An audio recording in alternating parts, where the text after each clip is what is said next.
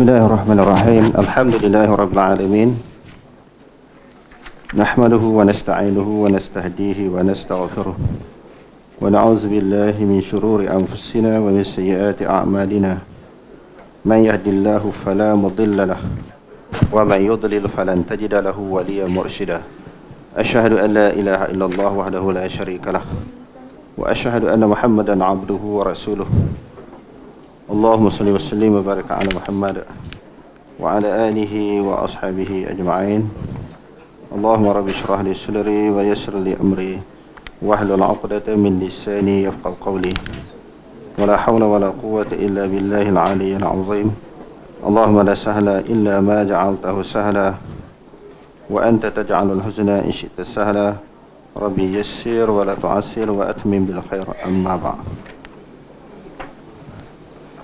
Alhamdulillah, bersyukur kepada Allah Subhanahu wa taala kerana dengan limpah dan kurnianya pada petang ini kita dapat sambung lagi darah kita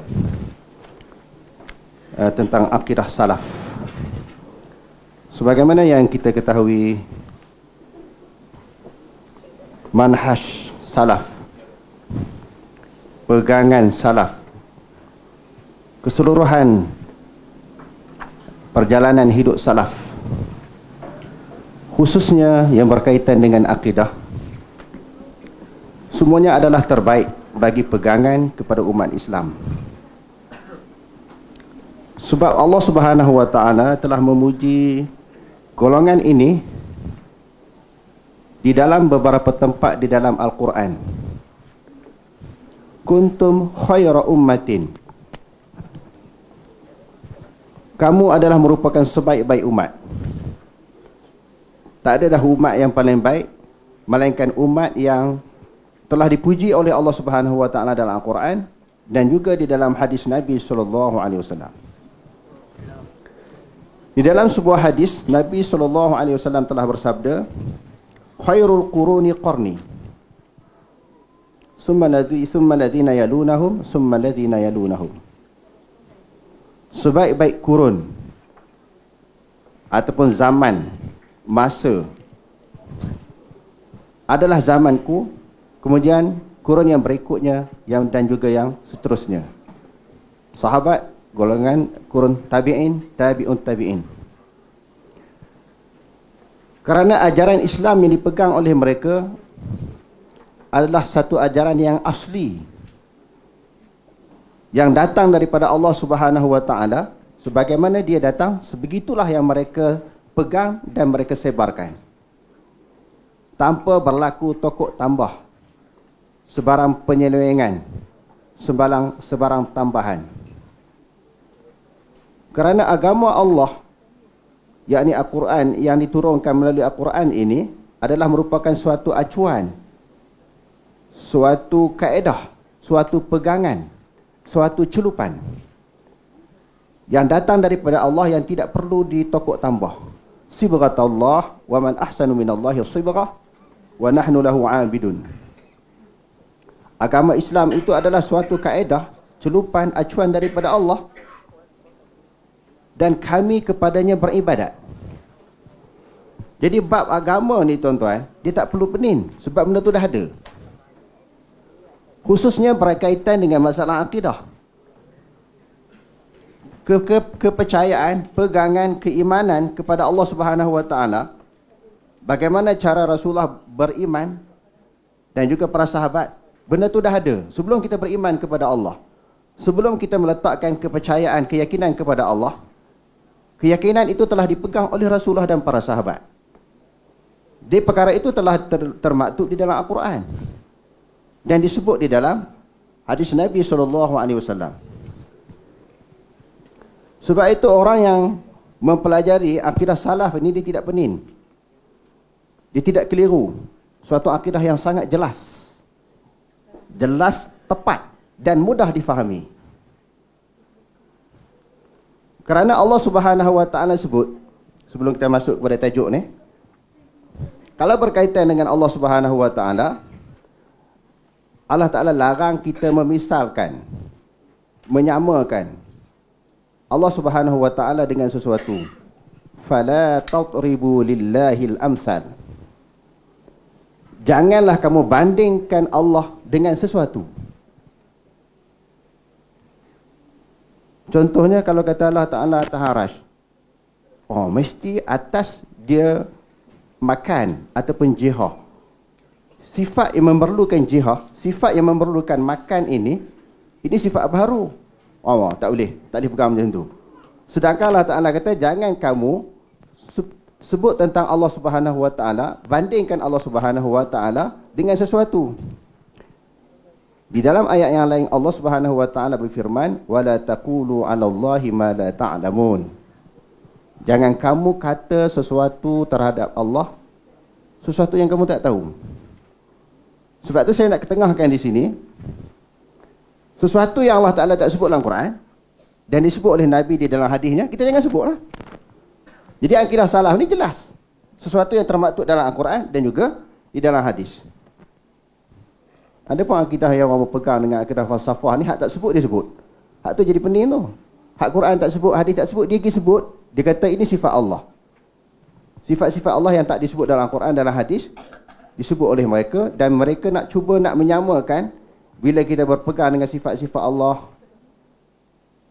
yang Allah Ta'ala sebut dalam Al-Quran dan hadis ini, semacam menyamakan, menyerupakan Allah dengan yang baharu.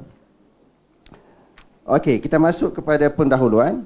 Tauhid uluhiyah merupakan matlamat tauhid rububiyah. Manusia tidak mungkin akan melakukan tauhid uluhiyah kalau mereka tidak melakukan tauhid rububiyah. Kalau mereka tidak melakukan tauhid rububiyah terlebih dahulu, sebagaimana yang dinyatakan sebelum ini. Tauhid rububiyah yang tidak berakhir dengan uluhiyah pula tidak ada makna. Tauhid uluhiyah merupakan kunci syurga dan jalan selamat menuju akhirat. Ia memindahkan kehidupan manusia daripada kecelakaan kepada kebaikan. Tauhid uluhiyah mengumpulkan sekaligus antara ikrar hati dengan amalan soleh. Di samping itu, ia juga menjadi pemisah antara Islam dengan syirik. Pertamanya tentang masalah tauhid uluhiyah, rububiyah dan juga tauhid asma' wa sifat. Di sini perlu kita jelas dan kita perlu memahami dengan lebih sempurna, kerana di zaman sekarang ni orang kata pembahagian itu tidak ada di zaman Rasulullah. Pembahagian tauhid tiga ini tidak dilakukan oleh Rasulullah. Hanya dimulakan oleh Ibn Taymiyah, disambung oleh Muhammad bin Abdul Wahab. Tuan-tuan, kalau kita belajar tauhid, belajar apa dia, akidah tahawiyah, sebelum wujudnya Ibn Taymiyah, apatah lagi Muhammad bin Abdul Wahab, benda itu dah ada dibahaskan oleh para ulama 300 tahun hijrah, 400 tahun hijrah. Okey, kalau kita tak belajar kitab-kitab yang macam tu, kita tengok Quran pun sudah cukup. Dalam Al-Quran itu sendiri disebut iyyaka na'budu wa iyyaka nasta'in. Akan engkau kami sembah, akan engkau kami minta pertolongan. Itu menjurus kepada tauhid apa? Tauhid uluhiyah. Alhamdulillahirabbil alamin. Segala puji bagi Allah, Tuhan sekalian alam. Itu menjurus tauhid apa? Rububiyah. Pembahagian tak ada. Okey, kalau kita kata memang cara mengaji tauhid dalam zaman Nabi, Nabi tak membahagikan rububiyah, uluhiyah, tauhid, sifat, asma' wa sifat. Tauhid yang dipelajari yang selain daripada ini, ada tak dibahagikan oleh Rasulullah? Pun tak ada juga. Kalau begitu, setiap pembahagian yang dikemukakan oleh para ulama, kita tak boleh pakai kerana benda tu tak wujud zaman Rasulullah. Contohnya kita sembahyang. Rukun 13 Rasulullah bagi tak? Kamu sembahyang, di antara syarat nak sembahyang ni kena ada niat. Niat kena ada 3 pula, qasad, ta'rak, ta'yin. Rasulullah hajar tak benda tu kepada para sahabat. Pembahagian tu, qasad, ta'rak, ta'yin. Rasulullah hajar tak para sahabat sembahyang. Sedangkan Rasulullah kata sallu kama ra'aitumuni usalli. Sembahyanglah sebagaimana kamu melihat aku sembahyang. Rasulullah sebut tak perkara batas sembahyang berapa, rukun sembahyang ada berapa? Ada tak pembahagian bab sembahyang macam tu sebagaimana yang kita belajar zaman sekarang ni ada zaman Rasulullah? Jawapannya ada tak? Tak ada, tak boleh pakai ya? Maknanya kalau orang pakai logik, kita pun boleh pakai logik. Jadi agama tidak selesai dengan logik. Dia selesai dengan fakta, dengan hujah dan juga dalil. Jadi apabila diperkenalkan tauhid rububiyah, mempercayai Allah Subhanahu wa taala menjadikan alam, mencipta, menghidup, mematikan, memberi rezeki, menurunkan hujan. Bila kita tahu semua itu dicipta, dijadikan kepada Allah, nampak kebesaran Allah. Menjadikan langit, bumi, perselisihan malam dan siang menjadi tanda-tanda kebesaran Allah. Inna fi khalqis samawati wal ard wa ikhtilafil laili wan nahar la ayatin liulil albab. Sesungguhnya pada kejadian langit dan bumi, perselisihan malam dan siang adalah menjadi tanda-tanda kebesaran Allah. Bila seseorang dah faham, dah telah memiliki, telah meyakini alam ini ada penciptanya, dan alam ini setelah dicipta diurus oleh Allah, dia akan membawa kepada tauhid uluhiyah, bahawa tiada sesuatu yang layak disembah melainkan Allah. Itu matlamat daripada rububiyah. Setelah dia mengiktiraf Allah Ta'ala Tuhan, Allah Ta'ala pencipta, Allah Ta'ala menghidupkan, Allah Ta'ala mematikan, memberi rezeki dan sebagainya, setelah itu diiktirafkan, dia akan membawa kepada satu tauhid yang paling tinggi, yang lebih daripada itu, iaitu kepada pengabdian diri kepada Allah, sehingga dia sanggup mengucap dua kalimah syahadah. Kalau daripada orang kafir ni tadi, asyhadu an la ilaha illallah wa asyhadu anna Muhammadar Rasulullah. Aku bersaksi bahawa tiada Tuhan yang layak disembah melainkan Allah, sebab dia dah ada keyakinan di sudut rububiyah. Dia tidak mengiktiraf berhala sebagai Tuhan dia, berhala mencipta, berhala memberi rezeki, berhala yang mematikan, berhala menghidupkan, tak ada. Dia hanya meletakkan Allah sebagai pencipta, membawa kepada ketundukan kepada Allah hasil daripada keyakinan yang pertama. Apa keyakinan yang pertama? Dia telah mengiktiraf Allah sebagai rububiyah. Jadi yang ni, tauhid rububiyah ni, sebab itu kita kata di dalam pengajian tauhid 3 serangkai ini, tauhid rububiyah ni orang kafir pun ada. Jadi ada pihak tak boleh terima. Macam mana orang tauhid ada tauhid rububiyah? Tauhid rububiyah ni maknanya mengiktiraf bahawa alam ni ada penciptanya, ada pengaturnya, sebab Allah sendiri yang sebut, wala in sa'altahum man khalaqas samawati wal ard la yaqulunna Allah. Wahai Muhammad, kalau kamu tanya penduduk Mekah, siapakah yang menjadi langit dan bumi, nescaya mereka mengatakan Allah. Yang mengatakan orang kafir mempunyai tauhid rububiyah, siapa kata? Bukan Ibn Taymiyah, bukan Muhammad bin Abdul Wahab, bukan golongan Salafi ataupun golongan Sunnah, tetapi Allah sendiri yang sebut. Jadi kita ikut sahaja. Okey, kita tengok seterusnya. Sebab daurah ni dia bukan baca secara lafziah. Nama pun daurah. Diberi masa lebih kurang 2 jam untuk tamatkan sebuah risalah ni. Dia satu daripada buku yang besar yang tuan-tuan belajar kan. Saya betul stik ambil satu tajuk-tajuk yang tertentu yang diamanahkan kepada saya untuk membahaskan. Jadi maknanya nak habis 2 jam ni, dia kalau baca secara lafziah memang tak habis. Daurah ni dia baca, dia ambil kesimpulan daripada apa yang ada di dalam buku. Maksud tauhid uluhiyah. Tauhid uluhiyah melibatkan mengesahkan Allah dengan perbuatan para hamba. Ia juga dinamakan sebagai tauhid ibadah.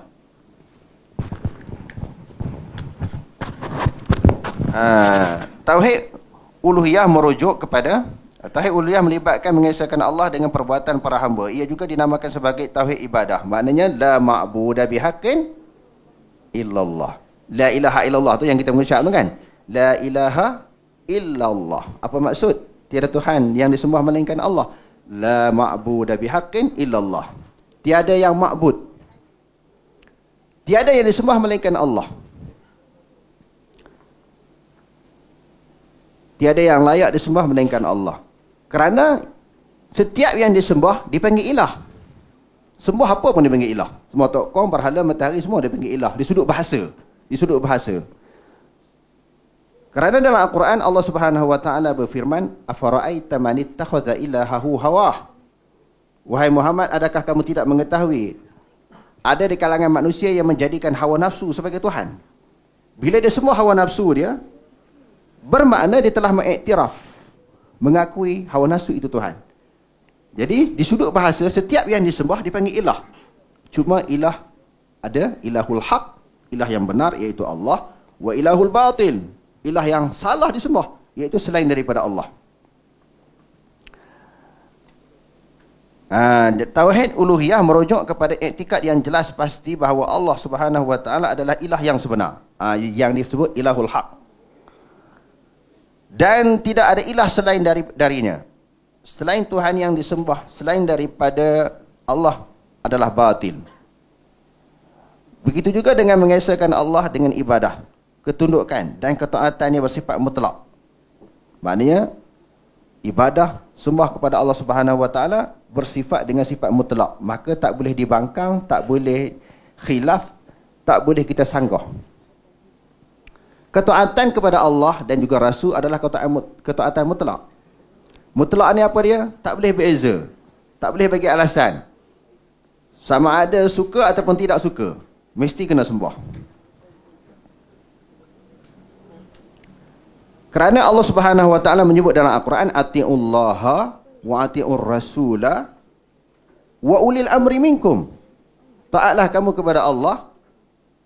Dia ada perkataan atiu. Begitu juga ketaatan kepada Rasul ada perkataan atiu. Di sini para ulama tafsir kata ini ketaatan mutlak. Wa ulil amri minkum, taat kepada pemimpin daripada kalangan kamu tidak ada perkataan atiu. Maka ketaatan kepada pemimpin, maka ataupun para ulama, dia bukan suatu ketaatan yang mutlak. Maksudnya apa? Kalau sekiranya pemimpin ataupun ulama yang berbeza dengan Al-Quran, maka tak wajib kita taat. Sebab ketaatan kepada mereka bukanlah merupakan ketaatan yang mutlak. La ta'atan fi makhluqin, la ta'atan li makhluqin fi ma'siyatil khaliq. Tidak ada ketaatan kepada mana-mana makhluk yang derhaka kepada Tuhan. Di sini menunjukkan ketaatan kepada Allah dan Rasul sahaja adalah merupakan suatu ketaatan yang mutlak. Tidak boleh mensyirikkannya dengan sesuatu tanpa mengira sesuatu itu. Maknanya tak boleh syirik dengan Allah Subhanahu wa taala dengan sesuatu yang lain. Sesuatu ni apa? Apa-apa sajalah. Mensyirikkan, menduakan. Mengiktiraf ada Tuhan yang lain, layak disembah, yang berkuasa sebagaimana Allah. Tak boleh syirik. Sebab Allah Ta'ala tu Esa. Dalam Al-Quran, Allah Ta'ala sebut dia Esa. Pertamanya Esa, maka tidak boleh dibahagikan. Qul huwallahu ahad. Katakanlah Ta'ala tu Esa. Satu. Dan Allah juga kita boleh sebut dengan perkataan satu. Saya ada sebut beberapa kuliah saya, ada satu kuliah di tempat saya tu. Ada seorang ustaz angkat tangan bangun. Dia kata tak boleh sebut satu. Dia kata dia kena sebut Esa. Satu adalah sifat makhluk. Macam satu ni, 1/2, 1/3 boleh dibahagikan.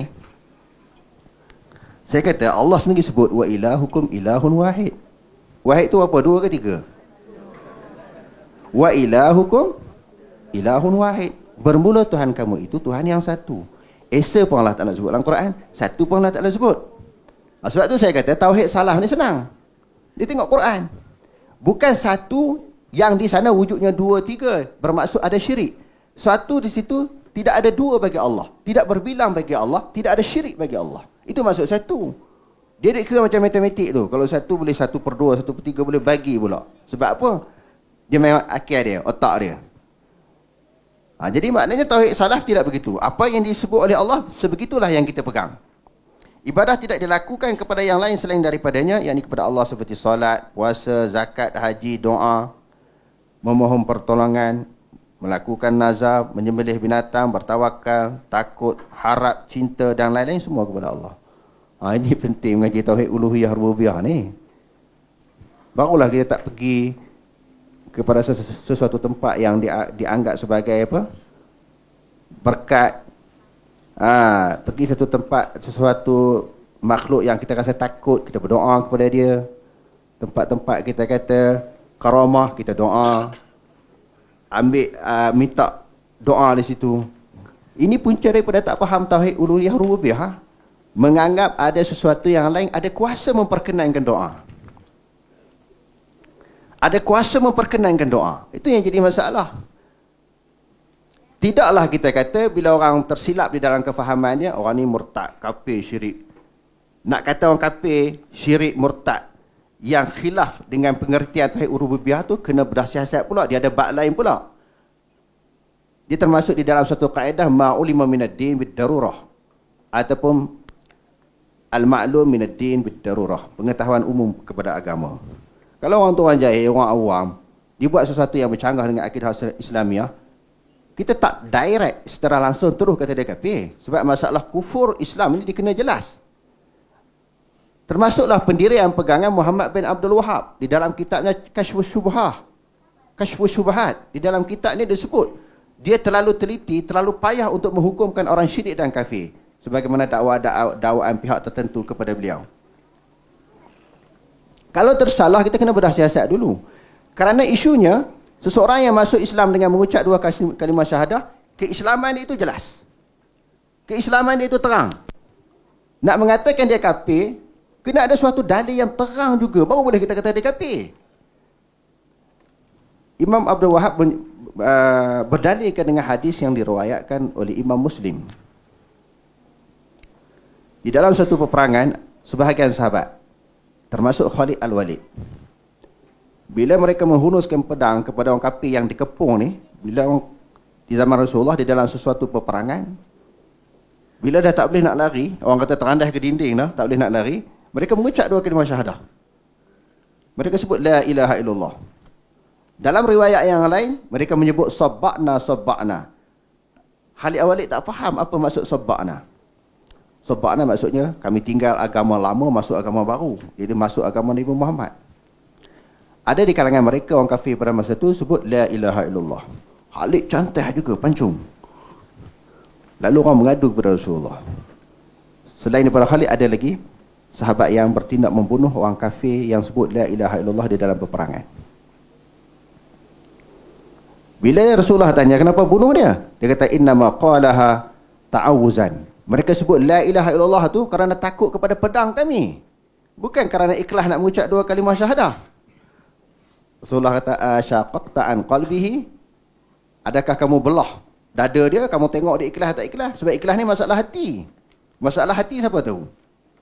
Innallaha alimun bidzatis sudur. Sesungguhnya Allah Ta'ala mengetahui apa yang ada dalam hati. Rasulullah pun berdoa kepada Allah, Allahumma inni abra'u mimma sana'a Khalid. Ya Allah, aku berlepas diri apa yang dibuat oleh Khalid Walid ini suatu kesilapan. Dia bunuh orang yang sebut la ilaha illallah. Daripada hadis ini, Muhammad bin Abdul Wahab meletakkan kaedah di dalam pegangan dia, pendirian dia, tak boleh sesuka hati menuduh orang kafir. Kerana dia masuk Islam jelas dengan menyebut la ilaha illallah. Nak kata dia kafir, mesti jelas kata dia kafir. Mesti mengemukakan dalil, hujah dan bukti. Cuma di dalam pengajian Tauhid Uluhiyah Rububiyah, kita kata kalau sembah kubur, minta kepada kubur, kita kata syirik. Memang hukum asal meyakini sesuatu selain daripada Allah memberi bekas, memberi kuasa, syirik. Tapi bila seseorang yang buat macam tu, kita kena bedah siasat. Mungkin dia jahil, mungkin dia tidak ada maklumat. Kita kata perbuatan syirik, individu itu belum tentu syirik. Jadi tidaklah orang yang berpegang kepada akidah salaf ataupun golongan sunnah, termasuklah Muhammad bin Abdul Wahab sendiri, yang dikatakan ekstrim, keras, cepat, mudah menghukumkan orang kafir. Tidak begitu sebenarnya, kecuali orang yang tak baca kitab dia. Orang mengambil pendapat, hujah, tulisan-tulisan yang dikemukakan oleh musuh dia, memang benda buruk lah. Dapat benda-benda yang tak elok lah, yang bukan merupakan pendirian dia sendiri. Iyyaka na'budu wa iyyaka nasta'in, maksudnya engkau sahaja ya Allah yang maha yang kami sembah, dan engkaulah sahaja yang kami memohon pertolongan. Wa may yad'u ma'allahi ilahan akhar la burhana lahu bihi fa innama hisabuhu 'inda rabbih innahu la yuflihul kafirun. Dan siapa yang menyembah Tuhan lain yang lain bersama Allah, Allah disembah, Tuhan lain disembah, itu dipanggil syirik lah, menduakan. Mendua ataupun menyekutukan dengan tidak berdasarkan sebarang keterangan mengenainya, maka sesungguhnya hitungannya dan balasan amal yang jahat itu disediakan di sisi Tuhannya. Sesungguhnya orang-orang kafir tidak akan berjaya. Maksud ilah dan roh, menurut Abu Haytham, kalimah Allah berasal daripada ilah. Aliha ya'lihu ilahan. Apa maksud? Yang disembah. Dia tidak menjadi ilah sehingga dia menjadi Tuhan yang berhak disembah. bagi penyembahnya. Bagi penyembahnya pula, dia adalah Tuhan yang maha pencipta, pemberi rezeki, pengurus dan berkuasa di atas segala sesuatu. Imam Ibn Al-Qayyim pula menyatakan nama Allah menunjukkan dia adalah Tuhan yang berhak disembah dan dipertuhankan oleh segala makhluk daripada segi kasih sayang, pengagungan, ketundukan dan tempat tumpuan, harapan bagi melepaskan segala hajat dan membendung segala kemudaratan. Selain daripada Allah, tidak layak disembah. Sebab itu di dalam pengertian, di dalam maksud dan juga tafsiran kepada la ilaha illallah, apa maksud? La ma'budu bihaqqin illallah. Tidak ada yang ma'bud, yang layak disembah melainkan Allah. Kalau sembah juga selain daripada Allah Ta'ala, maka Tuhan-Tuhan yang disembah itu tidak layak disembah. Tidak boleh kita mengiktirafkan bahawa dia sebagai Tuhan. Sebab itu di dalam kalimah asyhadu, hak kita duk mengucap tu hari-hari itu kan, asyhadu an la ilaha illallah. Apa makna asyhadu? Asyhadu, aku bersaksi. Apa makna bersaksi? Asyhadu ana aqiru, ana a'lamu, ana atayaqanu, ana a'tarifu. Aku mengiktiraf, aku yakin, aku faham, aku ikrar bahawa tiada Tuhan yang layak disembah melainkan Allah. Sebab tu kalau kita faham apa makna asyhadu tu, kita mengucap tu rasa kemah. Kalau tidak mengucap rasa tak kemah, apa makna asyhadu? Ni adik-adik yang baru belajar tu, apa makna asyhadu? Kena tahu, asyhadu maknanya aku yakin, aku faham, aku sedar, aku iktiraf, aku akur, tak ada Tuhan yang lain yang layak disembah melainkan Allah. Sebab itu sekali-sekala bila orang nak masuk Islam, jangan sahaja menterjemahkan asyhadu itu dengan makna bersaksi. Kita kena bagi dia faham. Kadang-kadang orang bersaksi orang tak faham. Asyhadu an la ilaha illallah tu kalau orang masuk Islam kita kata aku yakin, aku faham, aku sedar, aku iktiraf bahawa Allah Taala tu Tuhan. Itu makna, itulah yang dimaksudkan makna asyhadu. Sebab itu di zaman Nabi SAW, bila Rasulullah mengajar orang kafir masuk Islam, ada orang Badui kata, hadza amrun takrahuhul muluk. Ini suatu ucapan, suatu kalimah yang dibenci oleh semua pemerintah dalam dunia. Sebab pemerintah dalam dunia yang kafir menganggap mereka Tuhan. Tetapi bila mengucap dua kalimah syahadah, selain daripada Allah, tidak boleh diiktiraf sebagai Tuhan. Hanya pengiktirafan tersebut layak kepada Allah. Itu yang orang takut tu. Jadi asyhadu itu maknanya apa? Kita kena jelas. Jadi segala kita nak melepaskan hajat, doa, nak melahirkan kegerunan, ketakutan hanya kepada Allah. Permulaan dakwah para rasul tertumpu kepada seruan arah melakukan ibadah. Firman Allah Ta'ala, ya ayuhan nasu ubudu rabbakum alladhi khalaqakum walladhina min qablikum la'allakum tattaqun. Maksudnya, wahai sekalian manusia, beribadahlah kepada Tuhan kamu yang telah menciptakan kamu dan orang yang terdahulu daripada kamu, supaya kamu menjadi orang yang bertakwa.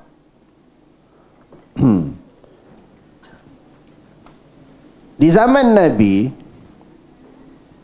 bila Nabi SAW ajak orang beribadah kepada Allah, tidak boleh melakukan sebarang ibadah selain daripada Allah. Apa maksud ibadah? Al-ibadatu ismun jami'un lima yuhibbuhu Allah minal aqwali wal af'al. Ibadah itu nama yang merangkumi, nama yang meliputi sesuatu perbuatan, perkataan yang disukai oleh Allah. Kas-salah, waz-zakah, wad-du'a, wan-nazri, wa ghairi zalik. Seperti sembahyang, puasa, zakat, haji, nazar, korban dan sebagainya. Apa makna ibadah?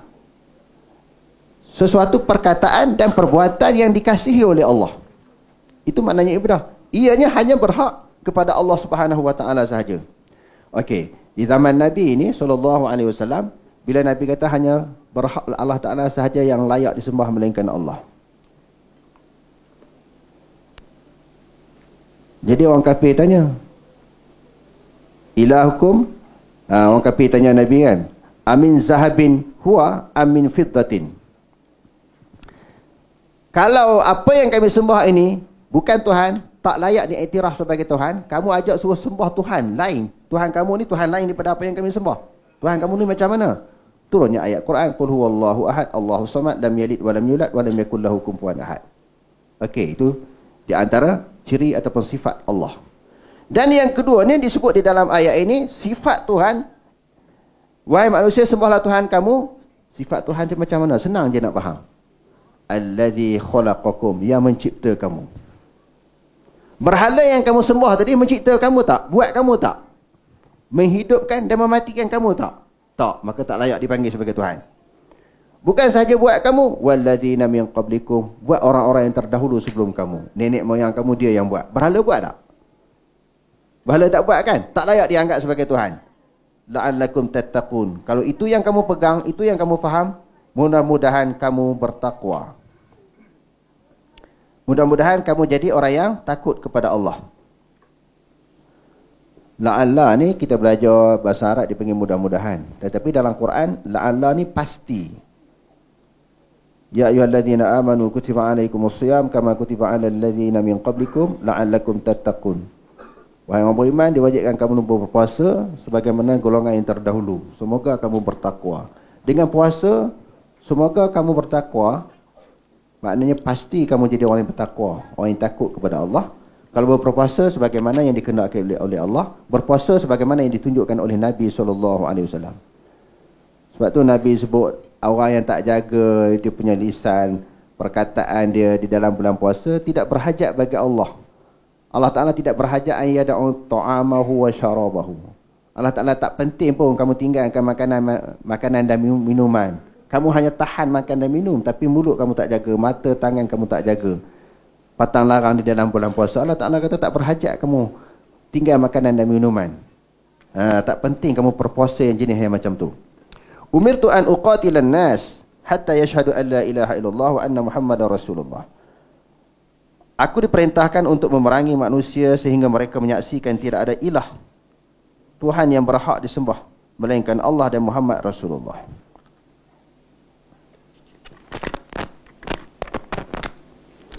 Buku surat berikutnya, kedudukan Tauhid Uluhiyah. Tauhid Uluhiyah mempunyai kedudukan yang penting dalam kehidupan umat Islam. Hal tersebut kerana Tauhid Uluhiyah merupakan kewajipan pertama yang wajib dilakukan oleh seorang mukallaf, iaitu beribadah kepada Allah mengikut apa yang disyariatkan. Mengikut apa yang disyariatkannya dan menjelma dalam kalimah syahadah. Tidak ada Tuhan yang berhak disembah melainkan Allah dan Muhammad adalah pesuruh Allah. Ia dapat dilihat dalam pelbagai aspek, antaranya kesemua para rasul menyeru ke arah tauhid kepada Allah dan mengikhlaskan ibadah hanya kepadanya. Awal-awal prinsip dasar dakwah yang disampaikan oleh para rasul, bukan sahaja Nabi Muhammad SAW, semua rasul. Asas akidahnya memperkenalkan Allah dulu supaya manusia mengiktiraf Allah Tuhan dia. Memperkenalkan Allah Tuhan dia, bukan berhala-berhala yang mereka sembah. Kalau yang tu selesai, mudah untuk disampaikan dakwah, mudah untuk mereka menerima dakwah-dakwah yang lain, hukum hakam yang lain, masalah-masalah yang lain, pegangan-pegangan yang lain, kepercayaan kepada malaikat, kepada kitab, kepada hari kiamat, qada dan qadar, senang. Sebab itu diletakkan kepercayaan Allah Ta'ala dulu. Walaqad ba'asna fi kulli ummatin rasulan an ya'budullaha wajtanibut taghut. Demi sesungguhnya kami membangkitkan kepada setiap umat itu akan seorang rasul, di mana rasul ini tugasnya mengajak manusia sembah Allah dan menjauhkan diri daripada taghut. Apa makna taghut? Ma'ubida min dunillah minal awsan wal asnan wasyayatin wa ghairi zalik. Taghut ini sembahan selain daripada Allah. Berhala, tokong, syaitan dan semua benda yang disembah selain daripada Allah, itu dipanggil taghut. Sembah lain daripada Allah, maka itulah taghut, itulah yang dipanggil Tuhan yang batil, yang salah.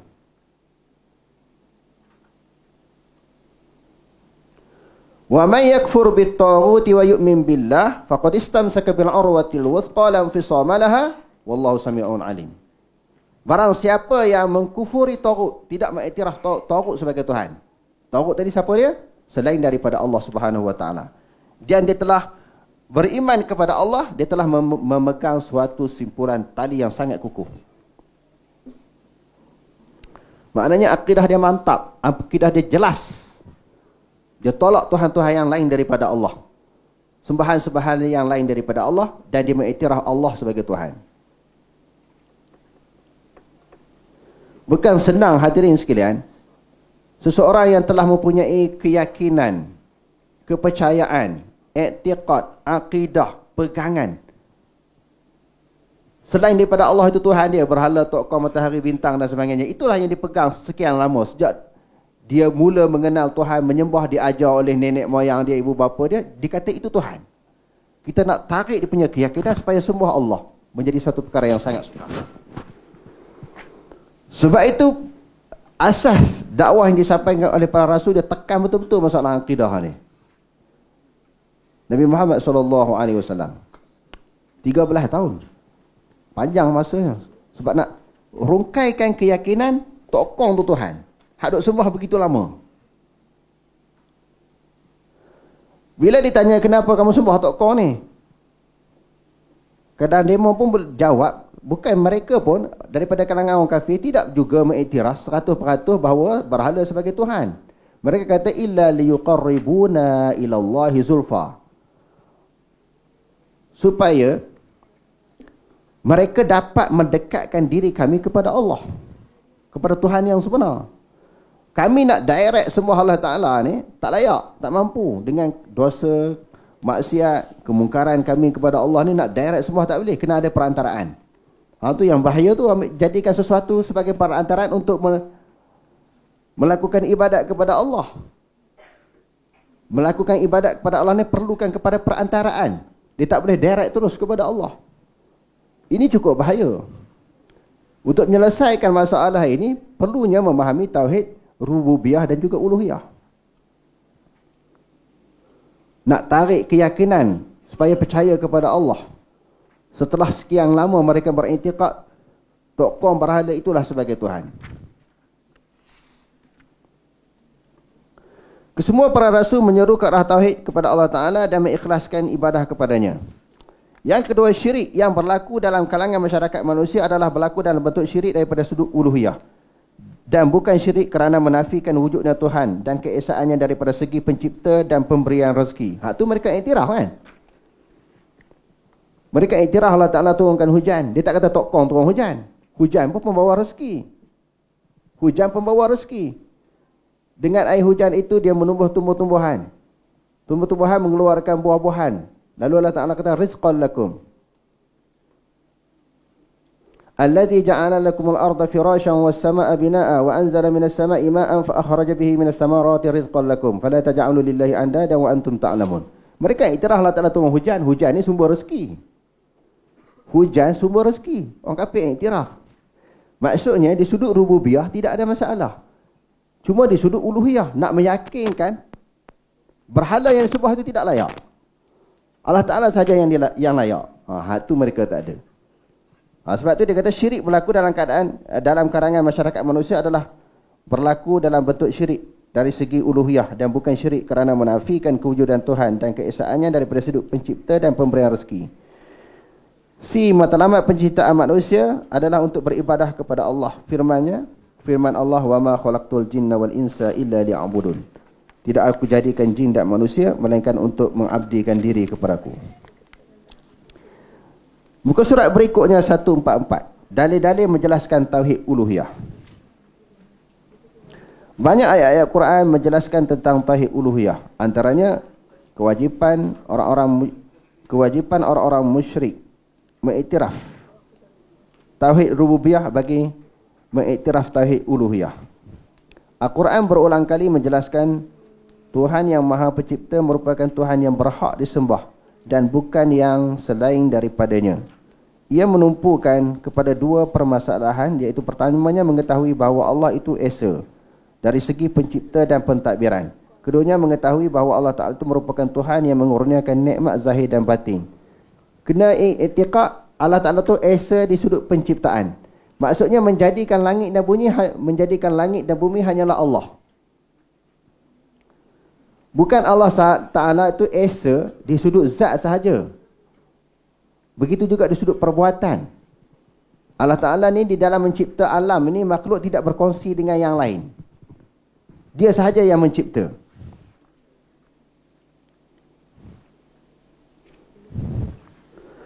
B. Penjelasan Tuhan yang disembah oleh manusia tidak berhak dijadikan Tuhan. Tuhan-Tuhan yang menjadi sembahan manusia tidak berhak dijadikan Tuhan kerana ia tidak dapat mencipta segala sesuatu. Sebaliknya ia sendiri dicipta oleh manusia. Misal firman-Nya. Maknanya Tuhan-Tuhan yang disembah tu tak layak kita panggil Tuhan. Sebab dia sendiri dijadikan. Kan batu tokong kan dia dijadikan, diciptakan kan. Dia sendiri pun orang buat. Macam mana orang nak sembah dia? Macam mana nak diiktiraf dia sebagai Tuhan? Dia sendiri pun dicipta, dibuat. Tuhan-Tuhan ni bersifat mencipta, bukan dicipta. Jadi oleh kerana itu, selain daripada Allah tidak layak dianggap, dikira sebagai Tuhan. وَاتَّخَذُوا مِن دُونِهِ آلِهَةً لَا يَخْلُقُونَ شَيْئًا وَهُمْ يُخْلَقُونَ وَلَا يَمْلِكُونَ لِأَنفُسِهِمْ ضَرًّا وَلَا نَفْعًا وَلَا يَمْلِكُونَ مَوْتًا وَلَا حَيَاةً وَلَا نُشُورًا. Maksudnya, dan mereka yang kafir mengambil benda-benda yang lain daripada Allah sebagai Tuhan-Tuhan yang tidak dapat mencipta sesuatu pun. Bahkan benda-benda itu diciptakan oleh penyembah-penyembahnya dari bahan-bahan di bumi. Bahan-bahan di bumi itu mungkin daripada batu buat Tuhan, mungkin daripada pokok. Orang jahiliah dulu dia buat Tuhan dia daripada buah kurma, dia buat patung kan, buat ada telinga, mata. Dia bawa lah ke mana-mana, dia sembah. Sampai suatu keadaan dia lapar, buat daripada kurma. Kurma kan boleh makan. Dia tarik telinga sikit kan, tarik hidung makan, akhirnya habis. Dimakan Tuhan. Jadi maknanya selain daripada Allah ni, Tuhan-Tuhan yang disembah oleh orang yang kafir ni tidak layak dianggap sebagai Tuhan.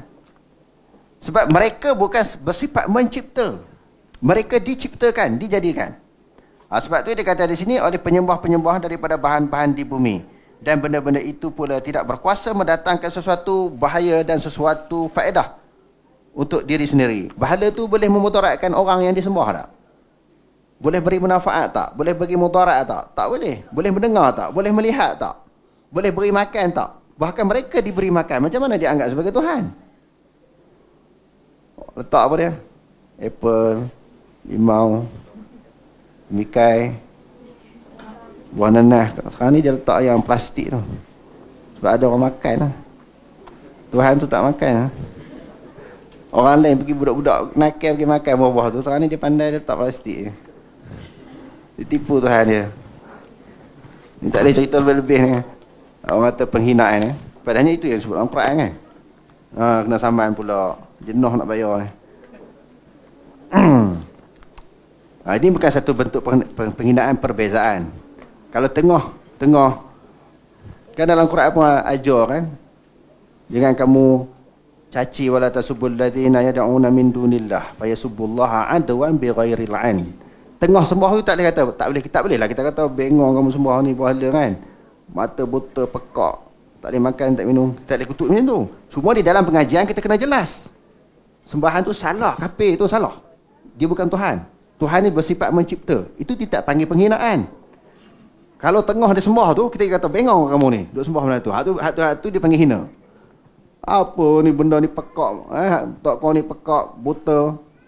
Kamu sembah kamu ni bengong ke? Tak, hak tu salah. Rasulullah tak pernah buat macam tu. Cuma di dalam penjelasan kita membezakan ilahul haq wa ilahul batil. Itu sahaja. Jadi tak perlu jadi isu. Bukan satu penghinaan, suatu penjelasan. Ayat di atas menempelak orang-orang musyrik yang menyembah selain daripada Allah.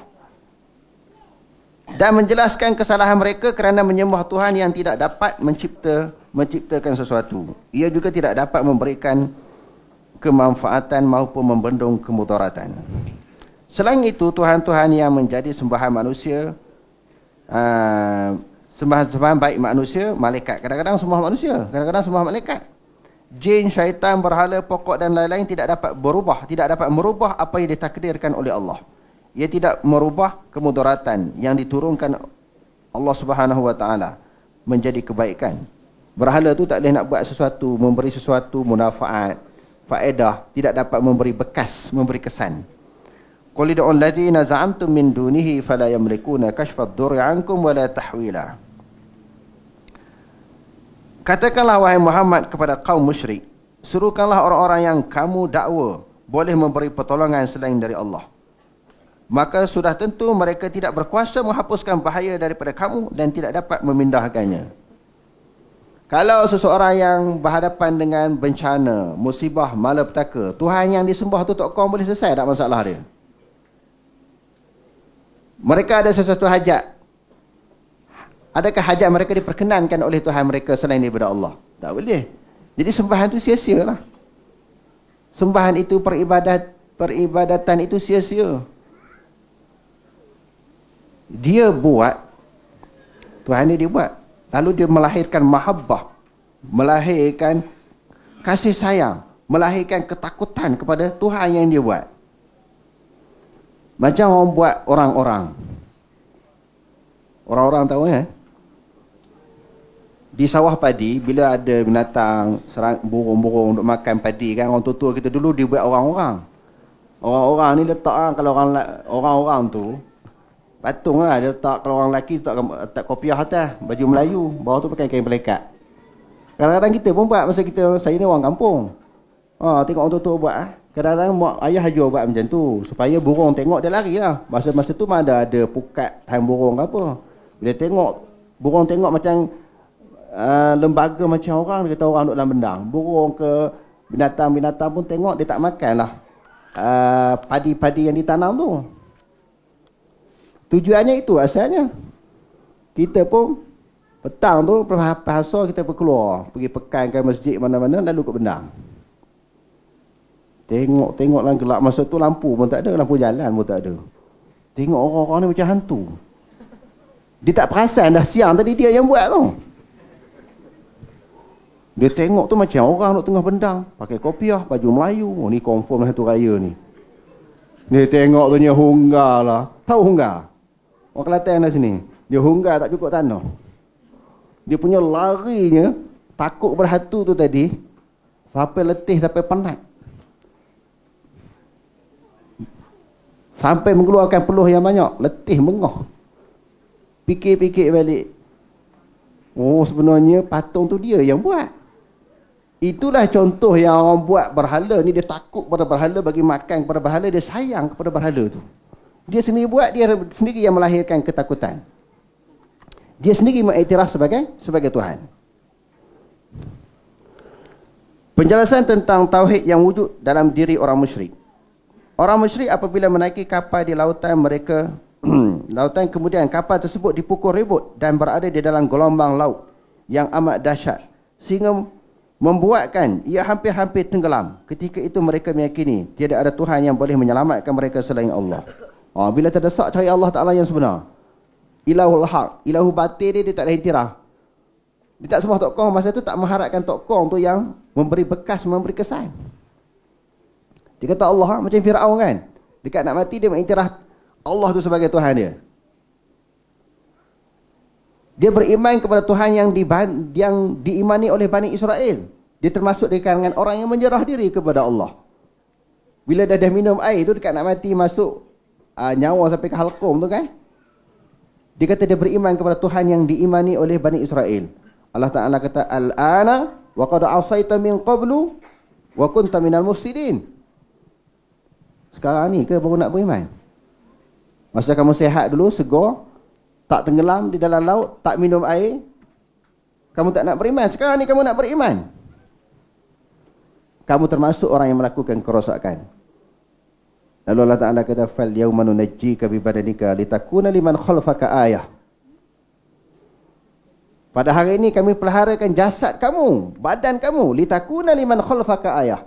Nak bagi pengajaran orang yang akan datang. Jasad Fir'aun ada tak sekarang ni?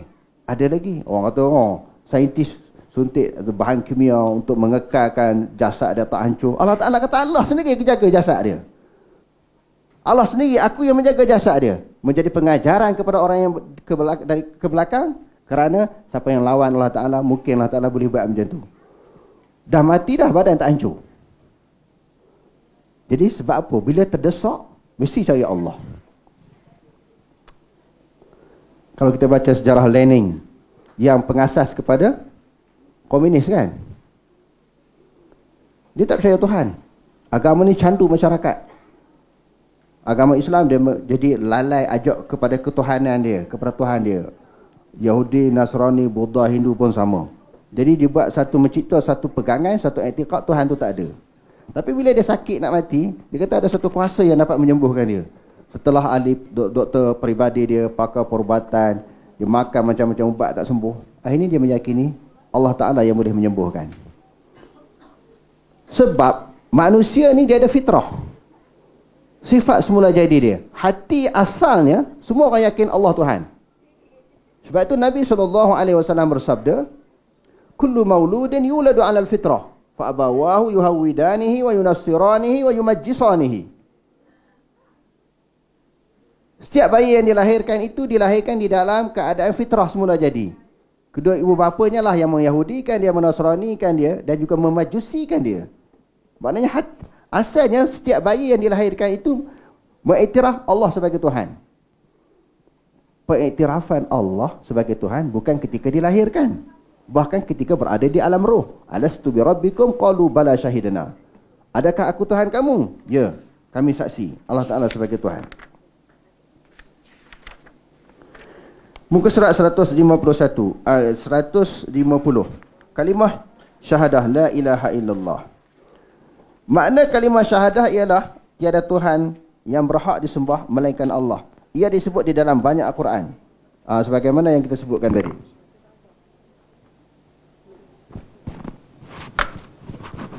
Dia dalam la ilaha illallah dia ada dipanggil apa? Nafi dan isbat. La ilaha, tiada Tuhan. Segala yang disembah oleh manusia selain daripada Allah, Tuhan-Tuhan yang disembah selain daripada Allah, itu bukan Tuhan. Maksud bukan Tuhan di sini, bukan Tuhan yang benar. Itu dipanggil ilahul batil. Di dalam penafian itu, kita nafi Tuhan mana tu? Saya dalam kuliah bab akidah ni, saya selalu ulang benda yang sama dalam isu ini. Yang tiada la ilaha, tiada Tuhan tu, Tuhan mana yang kita tolak tu? Yang kita isbatnya Allah, itu jelas. Illallah kita isbatkan Allah. Nafi tu Tuhan mana? Siapa nak jawab? Sebahagian daripada kitab, nafi itu tiada Tuhan bukan menafikan berhala, tokoh, matahari, bintang, jin, syaitan, jembalang yang disembah oleh orang yang bukan Islam. Bukan nafi yang tu. Dia kata nafi Tuhan yang lain daripada Allah. Sekiranya ada di dalam hati kita Tuhan yang sama power dengan Allah, sama berkuasa dengan Allah, yang tu kita nafikan dalam zihin kita, dalam pemikiran kita dan juga dalam hati kita, yang kita isbatkan Allah. Ada pun berhala bintang itu dia sememangnya bukan Tuhan. Nak nafi macam benda-benda tu dah ada, dia kata. Nak nafi berhala sebagai Tuhan, matahari, bintang yang disembah oleh orang bukan Islam sebagai Tuhan, tak boleh nafi. Sebab benda tu dah ada. Nafi apa? Kita nafi ni benda yang kod ada dalam andaian kita, kod ada yang dalam andaian kita, ada Tuhan yang seumpama dengan Allah, itu dinafikan. Sebenarnya penafian ini salah. Sebab dalam Al-Quran kata, walaqad arsalna nuhan ila qaumihi faqala ya qaumi i'budullaha ma lakum min ilahin ghairuh. Sesungguhnya kami telah mengutuskan Nabi Nuh kepada kaumnya dalam keadaan kaum Nabi Nuh itu menyembah berhala, menyembah Tuhan-Tuhan yang lain daripada Allah.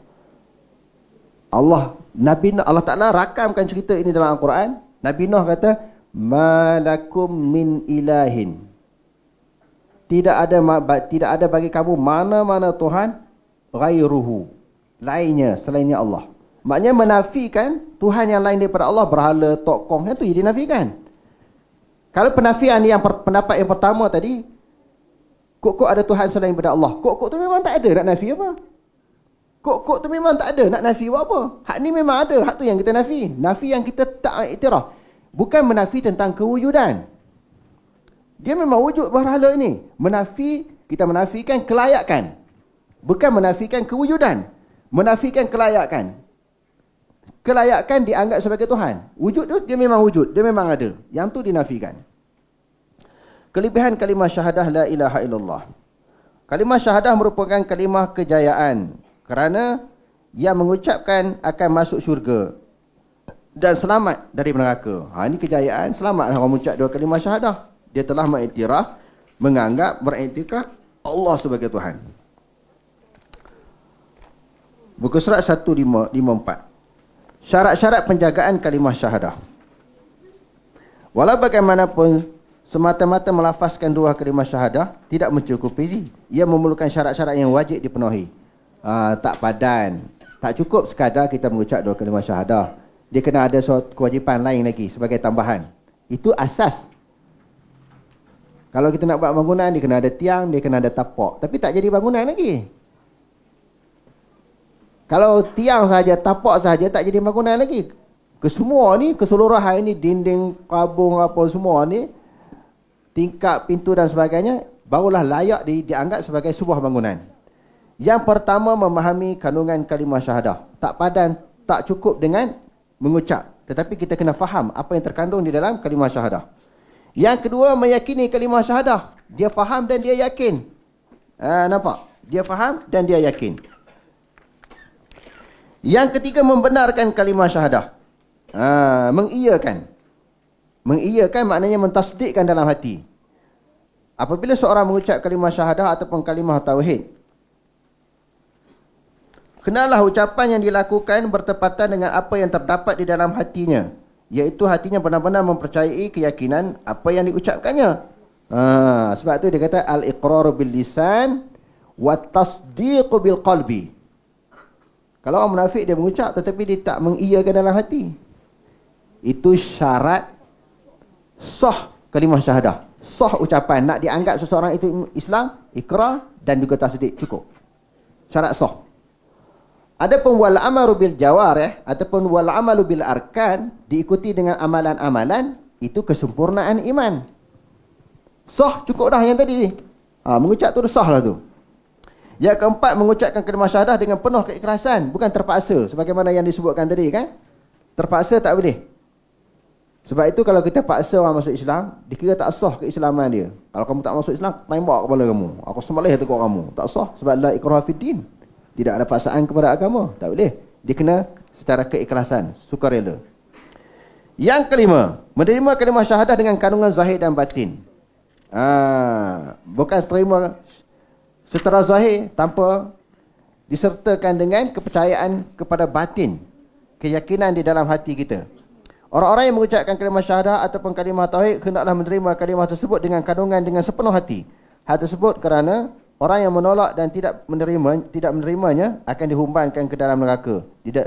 Ke dalam neraka, manakala yang menerimanya sepenuh hati akan dimasukkan ke dalam syurga. Yang keenam, menundukkan diri kepada kalimah syahadah, zahir dan batin. Orang yang mengucapkan kalimah syahadah hendaklah menundukkan diri kepada zahir dan batin.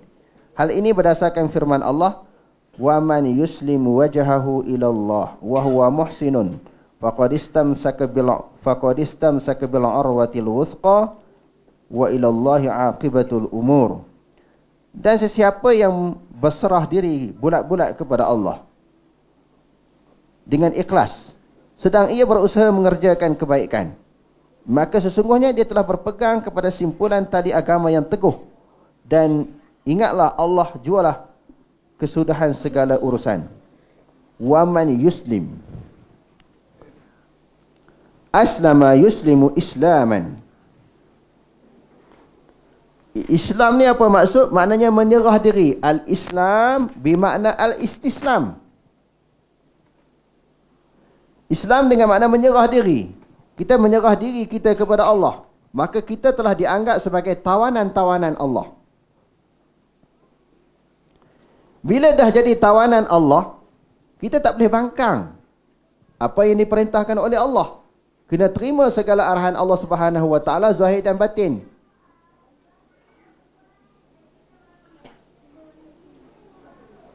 Afa ghaira dinillahi yabghun wa lahu aslama ma fis samawati wal ardi taw'an wa qarhan wa ilaihi yurja'un.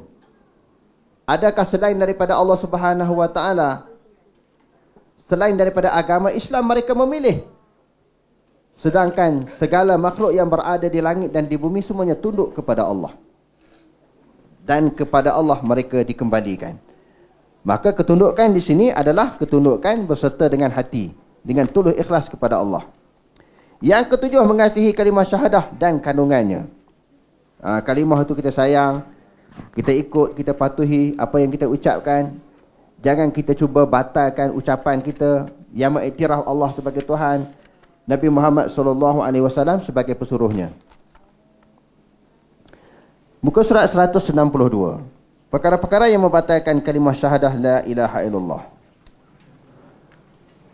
Setelah seseorang itu menjadi Islam, sama ada dengan dia mengucap dua kalimah syahadah, kalau dia daripada bukan Islam, bila dia mengucap dua kalimah syahadah, dia telah dianggap sebagai seorang Muslim. Ataupun seseorang yang lahir daripada kedua ibu bapa yang beragama Islam, dikira Islam. Okey, bila dia jadi Islam, seseorang yang telah Islam, dia boleh jadi kafir bila dia telah melakukan sesuatu perkara yang membatalkan syahadah dia, membatalkan keislaman dia, yang membatalkan keyakinan dan juga keimanan dia. Perkara-perkara yang membatalkan kalimah syahadah la ilaha illallah melibatkan tiga aspek utama, iaitu melakukan syirik besar. Syirik ni dia ada terbahagi kepada dua, kan? Pertamanya syirik, kita kata yang kecil yang tidak membatalkan syahadah dia, iaitu seperti riak, sombong, semua takbur, syirik juga tu. Yang keduanya syirik besar yang melibatkan sesuatu perbuatan tindakan yang dia lakukan menyebabkan dia terkeluar daripada agama Islam. Yang kedua melakukan kufur besar. Yang ketiganya melakukan nifaq i'tiqadi, nifaq i'tiqad, munafik i'tiqad. Munafik terbahagi kepada dua. Pertama ni dipanggil nifaqul fi'li. Yang keduanya dipanggil nifaqul qalbi. Hak ni sebab tu kita penting mengaji akidah dengan betul. Adapun di dalam Al-Quran dan juga di dalam hadis, banyaknya menceritakan tentang nifaqul fi'li, munafik di sudut perbuatan. Seperti apa? Wa idza qamu ila shalah qamu kusala. Apabila mereka bangun mendirikan sembahyang, mereka menunaikan sembahyang dalam keadaan malas. Itu salah satu daripada sifat nifaq, sifat munafik. Wala yunfiqunahu illa wahum karihun. Mereka tidak menafkahkan, menyumbangkan sesuatu pada jalan Allah melainkan dalam keadaan benci, tak suka bersedekah. Kalau bagi juga rasa berat ni, rasa menyesal bagi sumbangan, bagi duit, bagi harta benda kepada jalan Allah Taala, masjid, surau ke, pekerjaan-pekerjaan kebajikan ke, dia bagi, memang dia bagi. Tapi dalam hati tak puas hati, tak tenteram, rugi, rasa menyesal. Itu di antara ciri orang munafik. Wala yazkuruna Allaha illa qalila. Mereka tidak mengingati Allah melainkan sedikit. Tengok ciri-ciri nifaq yang Allah Ta'ala sebut dalam Quran. Ini dipanggil nifaqul fi'li. Hak tu kita kena jelas, supaya kita tidak cepat menuduh orang yang berbeza dengan kita, individu, pihak ataupun golongan yang berbeza dengan kita, kita kata munafik. Tak boleh. Dia berpeganglah dengan apa-apa aliran pun. Ini dipanggil nifaqul fi'li. Nifaqul fi'li ini nifaq perbuatan, kita pun boleh ada. Kita pun boleh berlaku benda tu kepada diri kita. Kalau dalam hadis, ayatul munafik thalathatun. Wa idza tumina khana, wa idza haddatha kadzaba, wa idza khasama fajara. Beri amanah dia khianat. Bila berjanji dia mungkir. Bila berdebat mesti dia nak menang. Tak mengaku kalah. Orang bagi fakta, bukti, dalil, hujah, dia tak mengaku kalah. Dia tak mengaku dia salah. Itu ciri munafik. Semua yang kita sebutkan tadi, itu semuanya nifaqul fi'li, nifaq perbuatan. Yang tu tak menjadikan seorang itu kafir, tak terkeluar daripada Islam. Perbuatan itu tidak boleh, tak perlu wujud dalam diri kita, kita kena buang. Tetapi tidak boleh dianggap seseorang itu dianggap sebagai munafik. Yang kedua dipanggil nifaqul qalbi, nifaq hati. Dia mengaku Allah Ta'ala Tuhan di sudut zahir, hati dia tak percaya. Hati dia tak percaya Allah Ta'ala tu Tuhan dia. tak mengiktiraf Nabi Muhammad sebagai rasul yang diutuskan oleh Allah. Yang ni lah yang termasuk di dalam ayat Al-Quran, innal munafiqina fid darkil asfali minan nar. Sesungguhnya orang munafik itu berada di dalam api neraka Allah yang paling bawah. Hak ni ya. Sebab tu terbahagi kepada 3. Hukum hakam yang muncul daripada pembatalan kalimah syahadah la ilaha illallah. Bila mengucap tu boleh terbatal kalimah tu dengan melakukan sesuatu perkara yang menyebabkan jadi kufur, murtad dan juga syirik. Melibatkan 2 jenis iaitu pertama seseorang itu tidak dikatakan masuk ke dalam agama Islam daripada segi perbuatan lagi jika terdapat perkara yang membatalkan kalimah syahadah la ilaha illallah. Ia merujuk kepada orang-orang yang memperakui dan mengamalkan tuntutannya, tetapi dalam masa yang sama mereka melakukan perkara yang membatalkannya. Keduanya, seseorang dikira telah murtad dan keluar daripada agama Islam apabila melakukan perkara yang membatalkan kalimah syahadah la ilaha illallah. Antara perkara lain yang membatalkan kalimah syahadah la ilaha illallah ialah pertamanya kejahilan terhadap kalimah syahadah. Sebab dia tak faham betul-betul. Dia boleh terima Allah sebagai Tuhan, lepas tu dia langgar balik apa yang dia cakap. Orang-orang yang menuturkannya tanpa memahaminya dan mengetahui tidak akan memberi apa-apa manfaat dalam hidupnya. Ini tak jadi apa. Dia mengucap 2 kalimah syahadah, dia tak faham. Dia tak faham apa yang dia ucapkan. Muka surat 166. Perkara yang menggugat kalimah syahadah la ilaha illallah. Perkara yang membatalkan 2 kalimah syahadah boleh dilihat di antaranya dalam karya Syekh Sa'id Hawa iaitu Al-Islam dan Jabatan Hal Ehwal Kajian Fatwa, Dakwah dan Bimbingan Agama Kerajaan Saudi yang diketuai oleh Syekh beliau sendiri iaitu Syekh Aziz bin Bas. Ia kemudiannya dimuatkan dalam Risalah Al-Hajj wal Mu'tamir yang diagihkan kepada para jemaah haji. Antaranya ialah dalam risalah tersebut. Siapa-siapa yang ada risalah itu elok baca dan dah diterjemahkan di dalam bahasa kita perkara-perkara yang membatalkan syahadah. Kalau tak ada, tuan-tuan kena cari. Tanya Abu Talha, di mana boleh dapat risalah ni? Sangat bagus untuk menjaga keimanan kita, keyakinan kita, keislaman kita supaya tidak terbatal.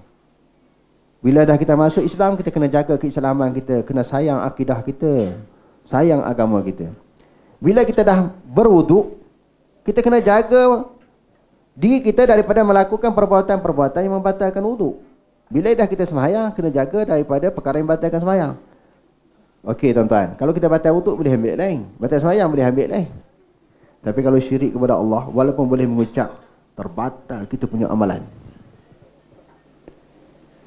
Tak sama batal Islam dengan batal wuduk dan batal sembahyang. Batal wuduk kita boleh ambil yang selesai. Amalan kita tak terbatal. Sembahyang, puasa, zakat, haji, kebaikan, kebajikan tak terbatal. Batal sembahyang, kita sembahyang balik, ibadah-ibadah kita yang lampau tak terbatal. Tetapi kalau kita batal syahadah, segala amalan kita yang terdahulu semua batal. Walaqad uhiya ilaika wa ila alladhina min qablika la in asyrakta la yahbatanna 'amaluka wa la takunanna minal khasirin. Wahai Muhammad, sesungguhnya kami telah mewahyukan kepadamu dan orang yang terdahulu sebelum daripadamu, iaitu nabi-nabi yang terdahulu, la in asyrakta, sekiranya kamu syirik kepada Allah, la yahbatanna 'amaluka, segala amalan kamu terbatal. Dan kamu termasuk daripada kalangan orang yang rugi, masuk neraka di akhirat nanti. Tidak mungkin sekali-kali Nabi syirik. Ini dipanggil fardu takdir. Nabi macam mana Nabi syirik? Dia ada ajak orang supaya jangan ajak orang, larang orang syirik dan ajak orang sembah Allah Ta'ala. Untuk pengajaran kepada umat, kalau kamu syirik kata Allah, segala amalan terbatal. Mustahil Nabi syirik. Ini memberi pengajaran kepada umat Nabi Muhammad, kalau umat Nabi Muhammad syirik, segala amalan terbatal. Berapa puluh tahun kita buat ibadat? Berapa puluh tahun kita buat ibadat dengan sesuatu tindakan, perkataan, perbuatan atau i'tiqad yang menyebabkan kita jadi murtad, jadi syirik. Habis segala amalan kebaikan. Saya nak ulang sekali lagi, sebab itu penting kita belajar Tauhid tiga ni, uluhiyah, rububiyah, asma wa sifat, supaya tidak meyakini selain daripada Allah yang boleh memberi kesan, memperkenankan doa, minta sesuatu yang lain daripada Allah. Yang kadang-kadang orang yang mengaji pun buat. Dia tak menganggap itu Tuhan, dia tak Allah, cuma ambil berkat. Dia pun yakin sesuatu yang diminta itu tidak dapat memberi kesan. Kalau gitu kamu minta apa? Sesuatu yang lain daripada Allah, dia yakin, dia kata dia tak memberi kesan. Kalau menganggap sesuatu yang lain memberi kesan, memperkenankan, baru syirik. Kami tak yakin pun kubur ke pokok ke wali, tak yakin mereka memberi kesan. Kami yakin Allah. Kalau gitu kenapa minta? Itu isunya. Kenapa tak direct minta kepada Allah? Quran pun kata ada wasilah kan? Dia mau kata balik. Quran pun kata ada wasilah. Ya ayyuhallazina amanu taqullaha wabtaghu ilahil wasilata wajahidu fi sabilihi la'allakum tuflihun. Quran kata cari wasilah. Kamu pandai-pandai direct nak minta dengan Allah. Mengaji tafsir tak tentang ayat ni? Bagaimana di dalam tafsir Jalalain sebut, Ibnu Katsir sebut, Imam Qurtubi sebut macam mana, tafsir Maraghi sebut macam mana. Wasilah di situ perantaraan, melalui wasilah, melalui ibadat untuk kita mendekatkan diri kepada Allah. Bukan cari makhluk yang lain sebagai perantaraan untuk mendekatkan kita kepada Allah. Kalau gitu termasuk dalam pegangan orang kafir tadi, la na'buduhum illa liyuqarribuna ila Allahi zulfa.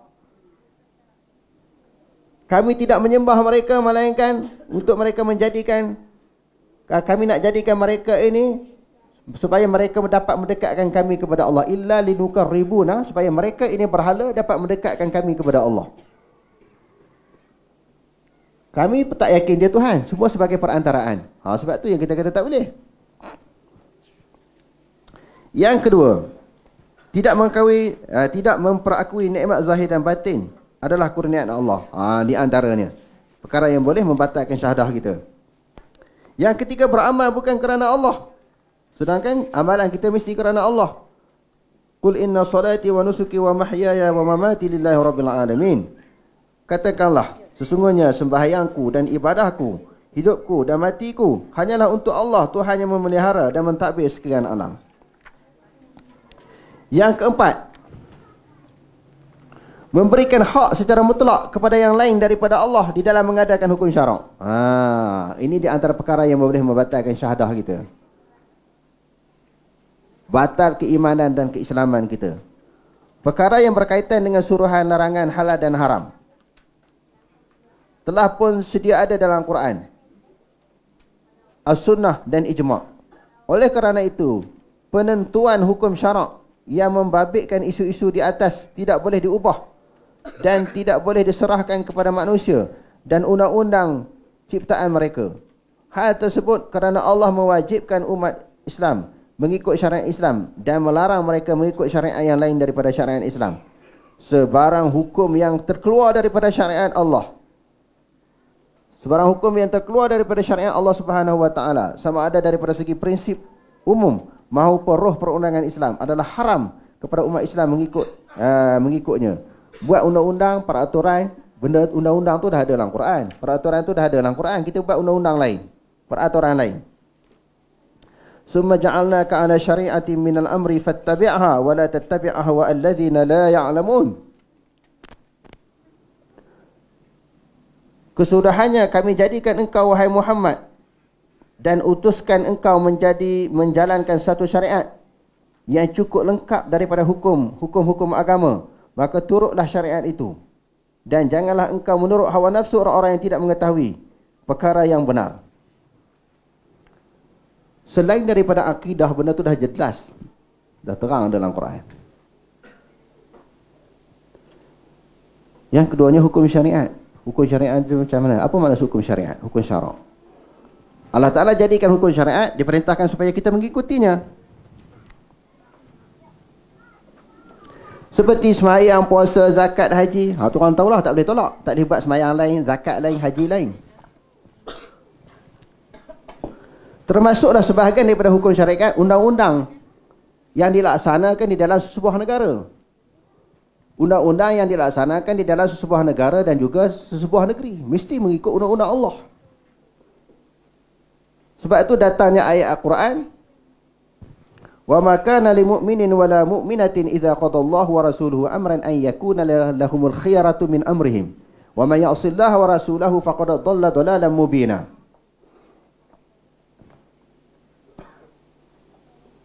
Tidak boleh daripada kalangan seseorang lelaki yang mengaku beriman kepada Allah dan orang perempuan yang mengaku beriman kepada Allah membuat pilihan selain daripada apa yang telah ditetapkan oleh Allah. Ada pilihan lain. Allah Ta'ala kata hukum ni haram, hukum ni boleh, tak boleh, dah tetap. Dibuat satu peraturan undang-undang lain pula, ikut undang-undang manusia. Allah Ta'ala dah tetap, tak boleh. Allah Ta'ala kata, ini Quran kata, bukan saya sebut, Quran kata. Tak boleh kita cari undang-undang peraturan lain selain daripada apa yang telah ditetapkan dalam Al-Quran. Fala wa rabbika la yu'minuna hatta yuhakkimuka fima shajara bainahum thumma la yajidu fi anfusihim harajan mimma qadaita wa yusallimu taslima. Maka tidak demi Tuhan engkau, mereka tidak dianggap beriman sebenar-benar beriman wahai Muhammad, sehingga mereka menerima apa yang telah diputuskan oleh engkau. Apa yang hukum-hukum yang Nabi bawa dalam Al-Quran, hukum kisos, hukum hudud, Allah telah sebut dalam Al-Quran. Kita membezakan sembahyang, puasa, zakat, haji. Allah Ta'ala taharah boleh terima, Allah Ta'ala ada tangan sifat boleh terima. Hak ni kita nak tak boleh terima. Kita takut kita beriman sebahagian daripada ayat Quran, tolak sebahagian yang lain. Kena terima semua. Udkhulu fi silmil kafah. Mampu tak mampu itu bab yang kedua. Terima dulu, ini hukum Allah. Am lahum syuraka'u syara'u lahum minad din ma lam ya'zam bihillah. Adakah mereka mempunyai sekutu-sekutu, Tuhan-Tuhan yang lain daripada Allah yang boleh buat hukum syariat? Hukum syariat adalah milik Allah. Inil hukmu illa lillah. Berapa banyak ayat Quran kalau kita nak baca, hukum hanyalah milik Allah. Afa hukmal jahiliyati yabghun wa man ahsanu minallahi hukman liqaumin yuqinun. Adakah hukum jahilah yang kamu kehendaki? Hukum siapakah lah yang lebih baik daripada hukum Allah bagi orang yang yakin? Inna anzalnal kitaba bil haqq litahkuma bainan nasi bima arakallah wa la taqulil khainina khasima. Sesungguhnya kami menurunkan Al-Quran itu kepada kamu wahai Muhammad untuk menghukum di antara manusia. Orang mencuri apa hukum dia? Orang zina apa hukum dia? Ada dalam Quran kan? Yang wajib kamu buat. Kalau tak mampu lagi, terima dulu ini hukum Allah. Itulah mari ayat-ayat Quran. Wa man lam yahkum bima anzalallah fa ulaika humul kafirun. Wa man lam yahkum bima anzalallah fa ulaika humuz zalimun. Wa man lam yahkum bima anzalallah fa ulaika humul fasiqun. Kadang-kadang boleh jadi kafir, kadang-kadang boleh jadi zalim, kadang-kadang boleh jadi fasik. Banyak ayat Quran berkaitan dengan perundangan yang banyak orang Islam sendiri pun tak apa yakin dengan undang-undang Islam. Dia ambil sebahagian daripada hukum, sebahagian daripada syariat, dia tolak hukum yang lain. Sedangkan Allah Ta'ala kata apa? Afatu'minuna bi ba'dil kitabi wa takfuruna bi ba'd. Wa ma jazaa'u man yaf'alu dzalika minkum illa khizyun fil hayatid dunya wa yaumal qiyamati yuradduna ila asyadil 'adzab wa mallahu bighafilin amma ta'malun. Takut tuan-tuan bila kita baca ayat Quran ni. Kita baca ayat Quran untuk kita, bukan untuk orang. Sebab tu Nabi dan para sahabat makin baik. Sebab apa? Bila baca Quran, oh benda ni aku tak buat lagi ni. Oh benda ni aku tak buat lagi. Zaman sekarang bila dia baca Al-Quran, puak ni tak buat ni, individu ni tak buat ni. Sebab tu kita tak jadi baik. Kita tak jadi baik sebab kita baca Quran, ayat ni hentam puak ni, kita kata. Ayat ni hentam individu ni. Kita tak nampak ayat tu hentam kita. Kita sendiri yang baca Quran.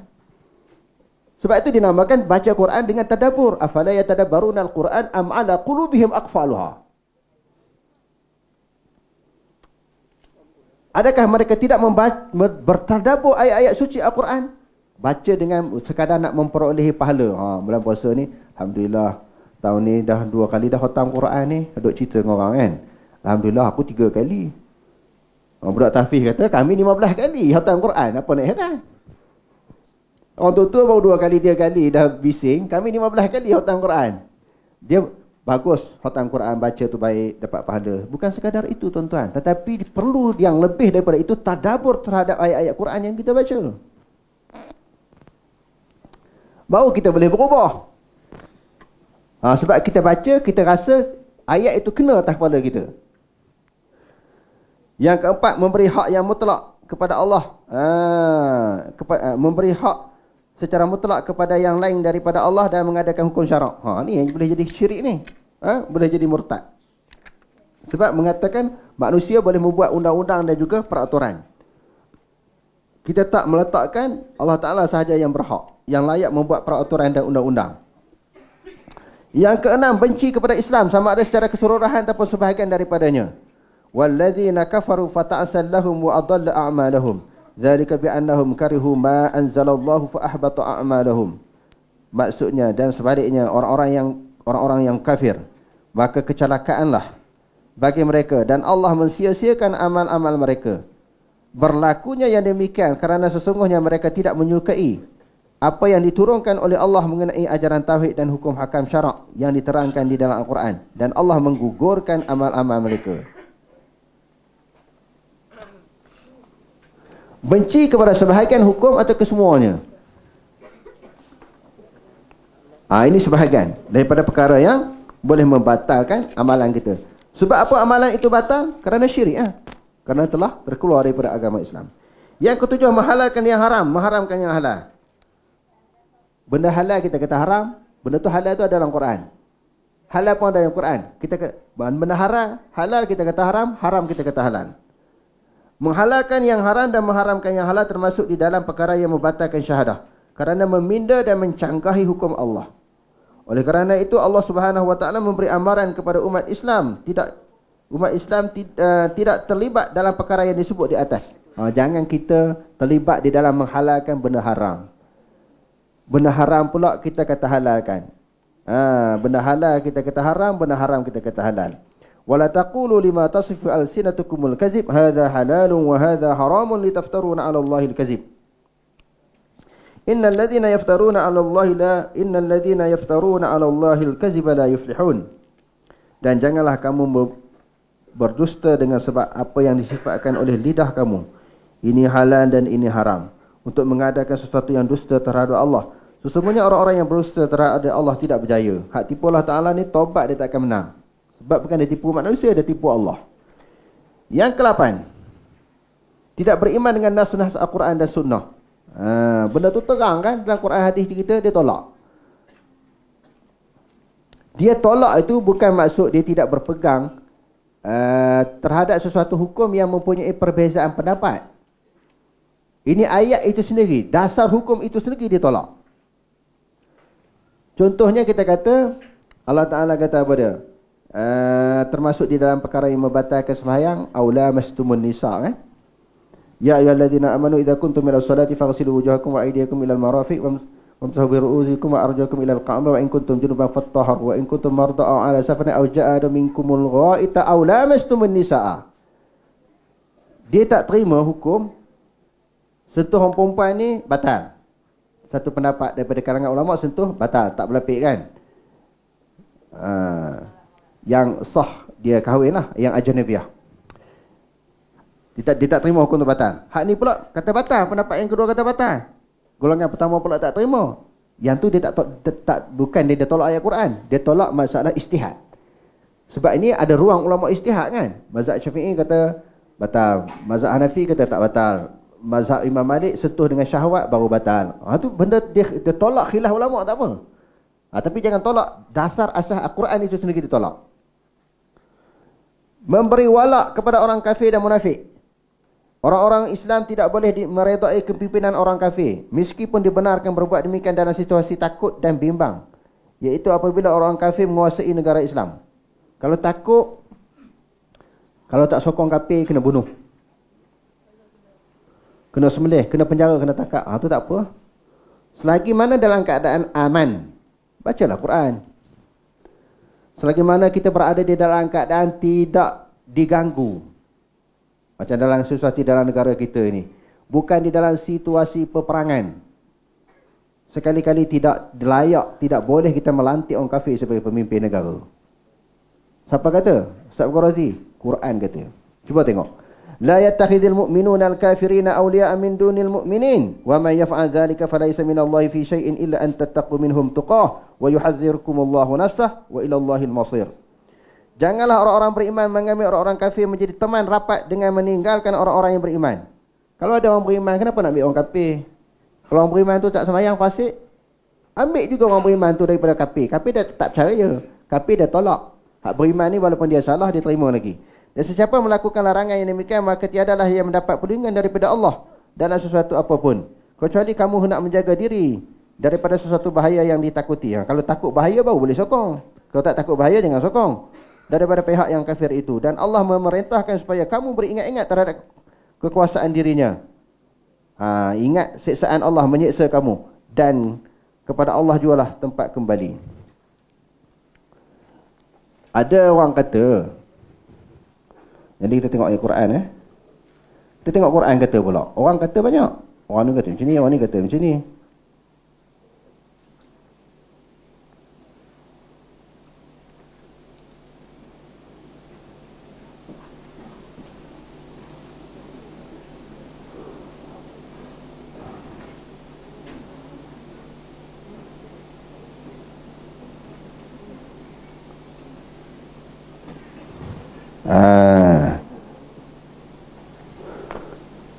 Ini biasanya orang melibatkan kempen-kempen dalam pilihan raya lah.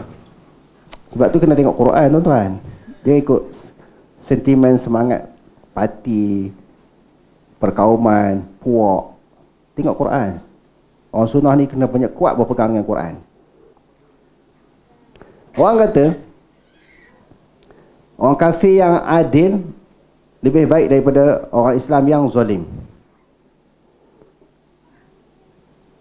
Pernah dengar tak? Saya pun dengar terkejut orang cakap macam tu. Kadang-kadang orang agama sendiri.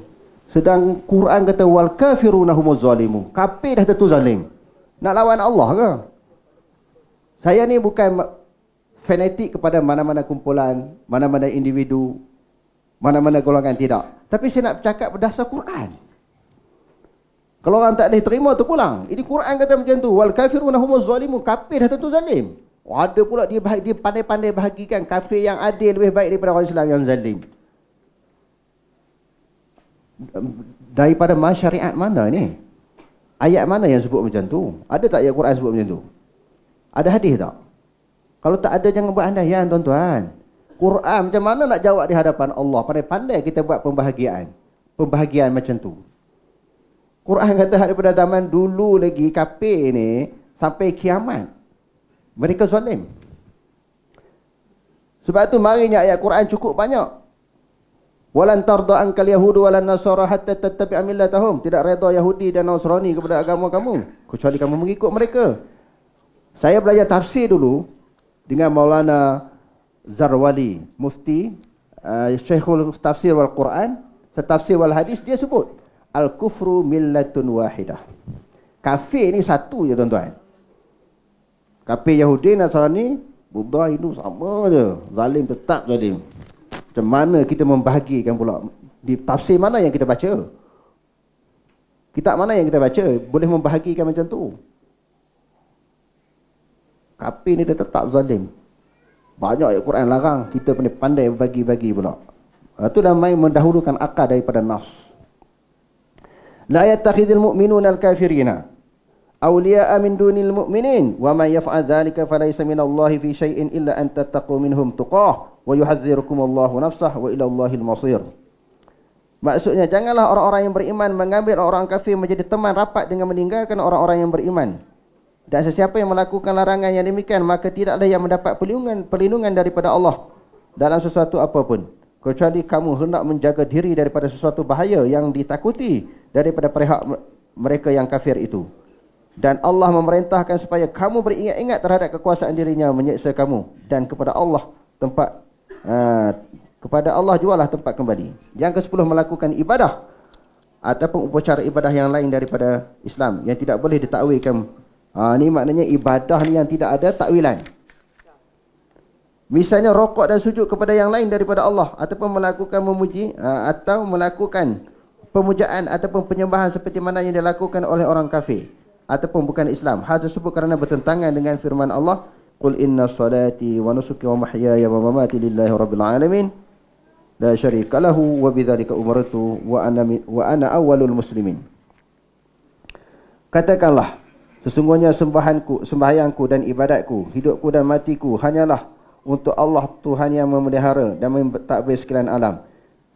Tiada sekutu baginya, dan dengan yang demikian sahaja aku diperintahkan, dan aku di antara seluruh umatku adalah orang Islam yang awal, pertama yang berserah diri kepada Allah dan mematuhi perintahnya. Yang ke-11, mengkafirkan orang-orang Islam yang tidak mengkafirkan. Dan tidak mengkafirkan orang kafir. Orang Islam dikafirkan, orang kafir dia tak kata kafir pula. Orang Islam dia katakan kafir. Orang kafir dia kata tak kata kafir pula.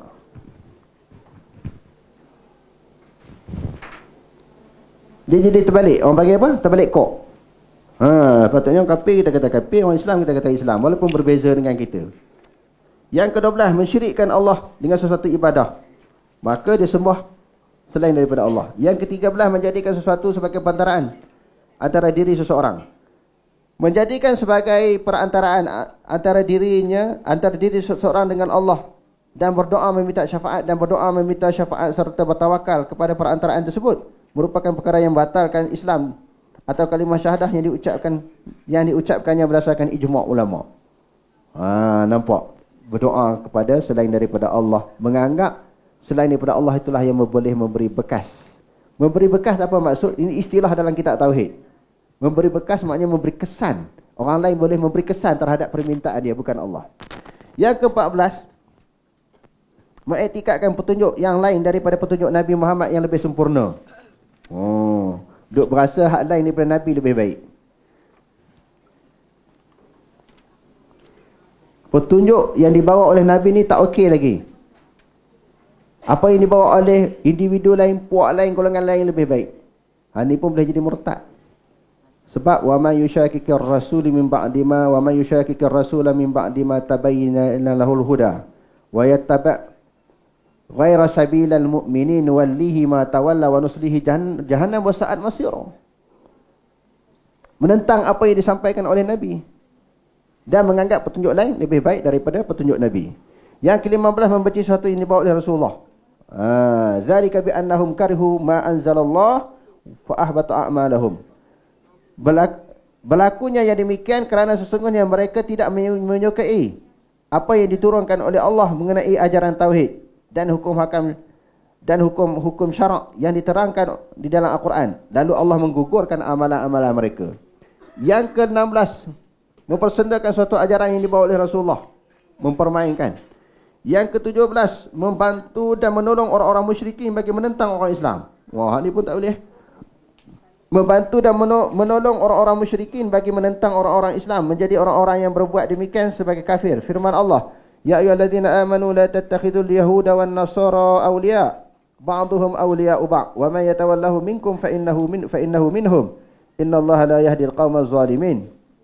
Wahai orang-orang yang beriman, janganlah kamu mengambil orang-orang Yahudi dan Nasrani itu sebagai teman rapat, kerana sesungguhnya mereka menjadi teman rapat kepada setengah yang lain. Dan sesiapa di antara kamu yang menjadikan mereka teman rapat, maka sesungguhnya ialah daripada golongan mereka itu. Sesungguhnya Allah tidak memberi petunjuk kepada kaum yang berlaku zalim. Yang ke-18, mengiktikad sebahagian daripada manusia boleh tidak mengikut syariat Nabi. Ada orang yang boleh terlepas daripada syariat Nabi, boleh terkeluar daripada syariat. Dia ada satu syariat lain pula. Hak duk berlaku saya dua orang ni lah, golongan-golongan batini kan, makrifat. Tuan-tuan tengok bukan ada asas pengajian apa pun, dia pandai-pandai mentafsirkan ayat Quran. Ada syariat lain pula, ada satu individu tu, hak sebut Muhammad tu Muhammad mana? Dia ada dua Muhammad, Muhammad awal, Muhammad akhir. Dia pun pandai-pandai orang macam tu. Sedangkan Al-Quran awal akhir itulah Muhammad sallallahu alaihi wasallam. Wa khatamun anbiya'i wal mursalin.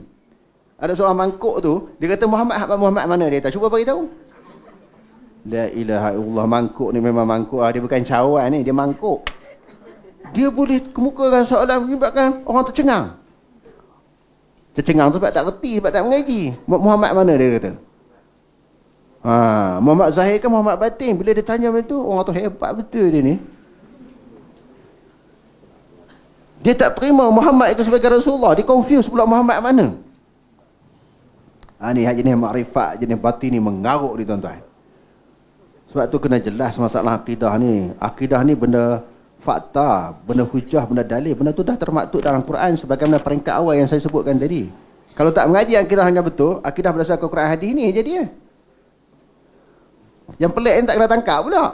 Hak orang nak mengajar akidah Quran hadis ni nak kena tangkap. Majlis-majlis nak dibatalkan, saya pun pelik juga. Jadi heran hak mengajar akidah Quran hadis ni salah, Wahabi sesat. Ni hujung-hujung tak apa, aku nak tangkap pun dah nak habis lah. Tapi esok ada lagi. Jadi pelik sekarang ni. Dia menolak Muhammad sebagai rasul yang diutuskan oleh Allah. Ini salah satu perkara yang boleh membatalkan syahadah. Kewajipan mengasihi Nabi. Ni kita wajib mengasihi Nabi SAW. Kerana apa tuan-tuan? Mengasihi Nabi selepas mengasihi Allah adalah merupakan ciri ataupun sifat seseorang yang memiliki kemanisan iman dalam hati. Harga gula sekarang ni saya nak tanya tuan-tuan, sekilo berapa harga? Ujung-ujung ni saya tanya soalan kepada tuan-tuan. Sekilo berapa harga sekarang ni? Saya tak tahu harga yang terkini. Tak pernah beli gula. Nak makan free, minum free sini mana tahu? Berapa sekilo gula harga sekarang? RM2? RM3? Okey. Isunya, gula itu kalau tidak ada rasa manisnya, orang beli tak? Taubat orang tak beli. Begitu juga garam, mesti dia ada rasa masinnya. Iman yang bernilai, dia kena ada rasa kemanisannya. Bagaimana ciri ataupun sifat seseorang yang memiliki kemanisan iman? Salasun. Nabi SAW bersabda di dalam hadis yang diriwayatkan oleh Imam Bukhari di dalam Kitabul Iman. Salasun man kunna fihi wajada halawatal iman. Ayakuna Allah wa rasuluhu ahabba ilaihi mimma siwahuma. 3 perkara. Nabi SAW bersabda, siapa-siapa yang ada 3 perkara ni, dia telah memiliki kemanisan iman. Yang pertama, dia mengasihi Allah dan Rasul lebih daripada segala-galanya. Yang keduanya, dia tidak mencintai seseorang melainkan kerana Allah. Yang ketiganya, dia takut jadi kafir, jadi murtad. Ini sebagaimana dia takut dia dicampurkan ke dalam neraka. 3 ni. Ada tak dalam diri kita 3 perkara yang disebutkan tadi? Sayang kepada Allah lebih daripada segala-galanya. Hadirin sekalian, kenapa kita nak kena sayang kepada Allah? Kita sayang kepada kedua ibu bapa kita. Sebab apa? Kita lahir-lahir dia, kita tengok ibu bapa kita ni, dia mengasuh kita, memenuhi keperluan kita, tuntutan kita, memenuhi hajat kita, memberi kasih sayang kepada kita. Sebab tu kita sayang kepada ibu bapa kita. Betul tak? Ibu bapa kita siapa bagi jadi? Kita sayang kepada ketua kita, sentiasa ambil berat tentang kita. Ketua kita siapa bagi jadi? Kita sayang kepada anak kita kerana sebagai penyejuk mata hati, sebagai penghibur di dalam rumah kita. Anak kita siapa bagi jadi? Akhirnya bila kita sayang sesuatu yang disebutkan tadi, semua tu siapa yang buat? Allah. Bila kita Allah Ta'ala lebih perlu kita sayang, lebih daripada isteri kita, kepada suami kita, anak kita, ketua kita, ibu bapa kita, kena letak Allah Ta'ala lebih atas. Sebab setiap benda yang kita sayang, semuanya Allah Ta'ala bagi jadi. Kalau Allah Ta'ala tak buat mereka, macam mana mereka boleh wujud? Bagaimana kita nak melahirkan sayang kita kepada mereka? Berpunca daripada Allah. Sebab itu kena meletakkan sayang Allah dan juga Rasul itu lebih daripada segala-galanya. Dan di dalam hadis Nabi kan, Nabi SAW menyebut, hadis yang diriwayatkan oleh Imam Bukhari di dalam sahihnya, di dalam Kitabul Iman, la yu'minu ahadukum hatta akuna ahabba ilaihi min walidihi wa waladihi wan nasi ajma'in. Tidak sempurna iman seseorang kamu sehinggalah dia meletakkan aku paling dia sayang lebih daripada ayahnya, lebih daripada anaknya dan seluruh manusia. Kalau tak letak Nabi paling dia sayang, maka dia tidak ada kemanisan iman. Dan iman dia tidak sempurna pun. Sebab itu diletakkan kewajipan mengasihi Nabi SAW. Yang berikutnya 188. Perkara-perkara yang membatalkan syahadah. Perkara-perkara yang membatalkan keimanan terhadap Nabi SAW melibatkan dua bahagian, iaitu pertamanya mencela kepribadian baginda, hina Nabi, kutuk Nabi. Keduanya mencela apa yang dibawa oleh baginda yang jelas, termasuk ke dalam perkara yang jelas diketahui umum di dalam agama. Apa yang Nabi bawa ni yang disebut sebagai ma'ulima minad-din bid-darurah ataupun al-ma'lum minad-din bid-darurah. Jelas tu Nabi bawa, tiba-tiba kita tolak. Cuma saya nak sebut di sini, kadang-kadang orang tak tolak, tapi mungkin dia jahil kan. Ataupun dia tak suka dengar perkataan sunnah. Sikit-sikit sunnah, perkampungan sunnah. Apa dia? Tak boleh sebut lagu tu. Sebab ini dia melibatkan Nabi. Walaupun kita nak marah, itu individu bukan Nabi, individu lain daripada Nabi. Tapi tak elok kita sebut macam tu. Sunnah macam dia sangat ikut sunnah Nabi, orang lain tak. Tak boleh, sebab ini berkaitan dengan Nabi. Kamu nak buat lawak kan, kamu nak marah tak sesuai. Sesuatu yang berkaitan dengan Nabi tidak sesuai, kita buat lawak. Dia boleh menampakkan, memberi gambaran kita menghina Nabi, tidak suka kepada apa yang Nabi bawa. Walaupun di dalam hati seseorang mungkin dia hak Nabi tu dia tak ada kaitan. Dia kata, ni pok-pok ni. Yang duk istihar dia ni nak ikut Nabi, sunnah Nabi. Sepatutnya kalau kita tak mampu buat sesuatu yang diamalkan oleh Nabi, orang lain mampu buat, kita kena sokong. Bukan kita benci. Orang ni tak apalah, dia mengaku saja nak ikut Nabi, dia pun tak apa ikut. Aku tak apa, aku nak lawan. Aku nak ikut banyak lagi apa yang dia buat. Dia kena ada persaingan macam tu. Golongan ini nak mengaku nak ikut sunnah Nabi, itibak sunnah. Nak ikut salah, konon-kononnya salah sangatlah tu. Bukan salafi, salah pi dia kata. Banyak kita dengar kan, salah pi. Tak apa, dia kata macam tu, sekurang-kurangnya dia berusaha untuk mengikut apa yang dibawa oleh Nabi. Jadi kita tak perlu marah, tak boleh benci golongan ini. Kalau ada kelemahan, dibaiki. Dan kita pula buatlah sebagaimana yang kita faham. Contohnya kalau kita kata dia ni tak apa nak ikut, kumpulan ni tak apa nak ikut Nabi, aku nak ikut Nabi, dia dakwa tu tak betul, tak apalah, kita buatlah. Tapi bukan melahirkan kebencian kepada pecinta-pecinta sunnah. Ini banyak berlaku di dalam masyarakat. Perkara-perkara yang membatalkan syahadah tadi, perkara yang membatalkan keimanan terhadap Nabi SAW melibatkan dua bahagian, iaitu pertamanya mencela kepribadian baginda SAW, keduanya mencela apa yang dibawa oleh baginda. Yang jelas termasuk di dalam perkara yang diketahui umum di dalam agama. Misalnya mengingkari atau memandang rendah terhadapnya. Terhadap kepribadian Nabi ini dipandang rendah, dipandang hina. Ini termasuklah menisbahkan kepada Rasulullah sesuatu yang bertentangan dengan pilihan Allah Subhanahu wa taala terhadap baginda untuk menyampaikan dakwah kepada masyarakat manusia. Oleh kerana itu, orang-orang yang mengingkari kebenaran Rasulullah SAW, keamanahannya, Nabi ini amanah, penjagaan kehormatan dirinya, kebaikan akal fikirannya dan lain-lain, menjadi kufur. Begitu juga menjadi kufur orang-orang yang mencaci, mengaitkan kekurangan pada diri baginda, keturunan, agama, sifat, mempersendakan baginda ataupun seumpamanya.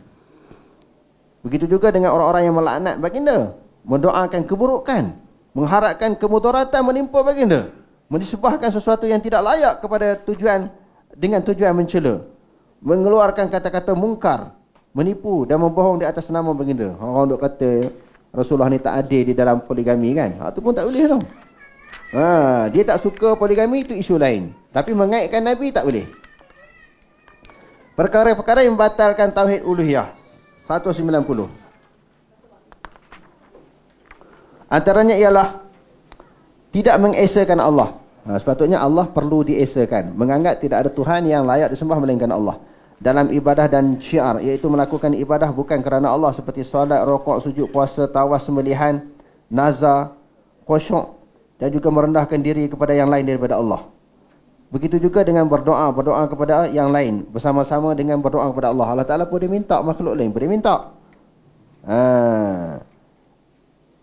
Doa kepada Allah memohon pertolongan, istighasah dengan yang lain daripada Allah bagi mendapatkan kebaikan ataupun membendung kemudaratan. Begitu juga dengan bertawakal, meminta perlindungan, meletakkan rasa takut, ketundukan ataupun mendekatkan diri kepada yang lain daripada Allah Subhanahu wa taala dengan apa-apa bentuk amalan ibadah ataupun mentaati yang lain daripada Allah dengan ketaatan yang bersifat mutlak.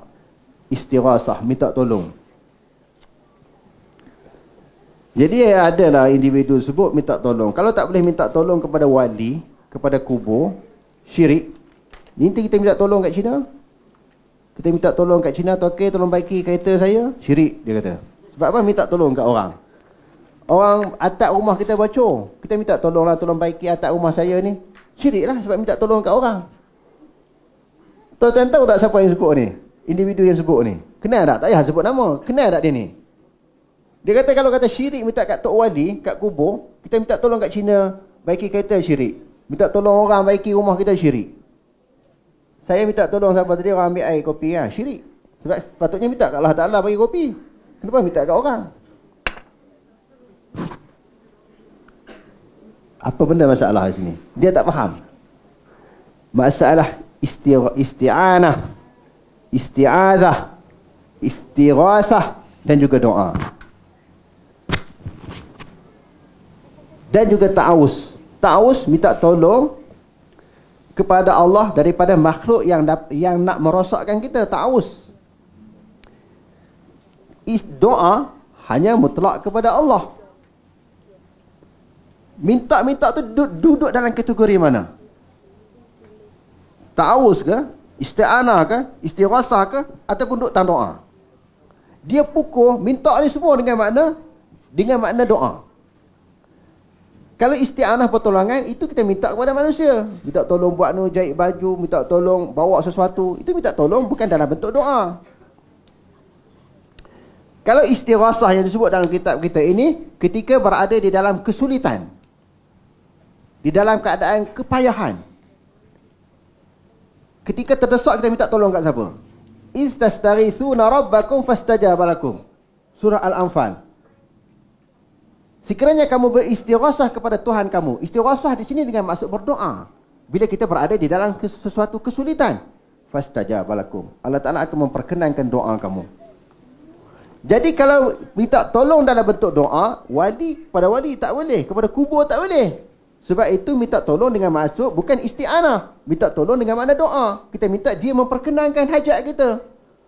Kalau kita minta tolong kat orang bukan Islam baiki kereta, bukan kita dalam bentuk kita berdoa, wahai Toki datangkanlah rumah aku, baiki kereta aku, rosak payah tancap ni.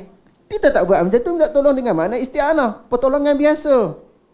Yang tu pun tak faham, macam mana nak cerita? Nak cerita bab minta. Jadi orang kata logik juga, kita pergi hospital supaya doktor minta tolong doktor rawat kita. Syirik dia kata kalau macam tu.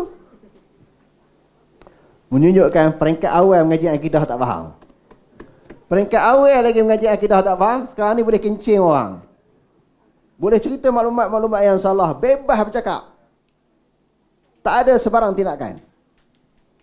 Peringkat awal belajar bab akidah ni tak faham dah. Dia tak boleh beza minta dengan makna doa, minta dengan makna pertolongan biasa. Wah, berat nak kata faham Quran akidah melalui Quran hadis, confirm lagi tak faham. Bab masalah ni pun dia tak faham. Jadi itu maksudnya istighasah. Tidak, yang B mengesahkan Allah dalam walak dan kasih sayang. Maksudnya kita letak Allah Ta'ala yang berhak kita memberi kewalakan, bukan kepada manusia. Dengan lain perkataan mencintai sesuatu selain daripada Allah Subhanahu Wa Taala, sama ada dengan mencintai Allah, mengagungkan yang lain daripada Allah, sama ada dengan mengagungkan Allah Subhanahu Wa Taala tanpa mengira benda yang diagungkan. Ia merupakan malaikat, nabi, wali, kubur, batu, pokok-pokok. Doa kau pokok, tapi jangan yakin kepada pokok tu memberi kesan. Dia hanya ambil berkat pokok. Nampak? Tidak mengesahkan Allah, mengesahkan Allah Subhanahu Wa Taala dan hukuman dan perundangan. Tak boleh terima undang-undang Allah Subhanahu Wa Taala. Kesimpulan. Antara perkara yang boleh membatalkan kalimah syahadah ialah mengiktikadkan petunjuk yang lain daripada petunjuk Nabi Muhammad SAW lebih sempurna, ataupun hukum ciptaan manusia lebih baik daripada hukum yang dibawa oleh Nabi SAW. Menatijahkan, maknanya menghasilkan batal Islam seseorang. Misalnya mengiktikadkan hukum taghut, orang-orang yang melampaui batas, ataupun hukum ciptaan manusia lebih baik daripada hukum yang dibawa oleh Nabi SAW. Yang kita sebutkan tadi.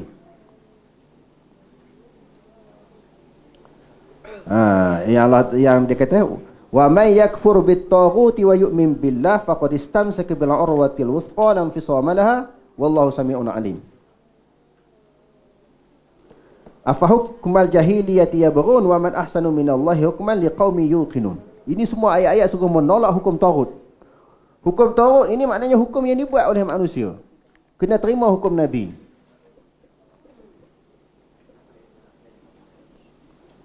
Dalam ayat yang lain di dalam surah An-Nisa, Allah Ta'ala sebut apa dalam Quran tu? Kalau kita tengok Quran Saudi tu, di sebelah kiri. Sebelum ayat ra'aital munafiqina yasudduna anka sududa. Mana pelajar tahfiz ni? Tak mari ayat tu, tak mari. Atas ayat tu. Wa idza qila lahum ta'alu ila ma anzalallahu wa ila rasul ra'aital munafiqina yasudduna anka sududa. Atas tu ayat apa tu? Cuba baca kepala sikit. Ni pelajar tahfiz ni. Nak kena cari juga.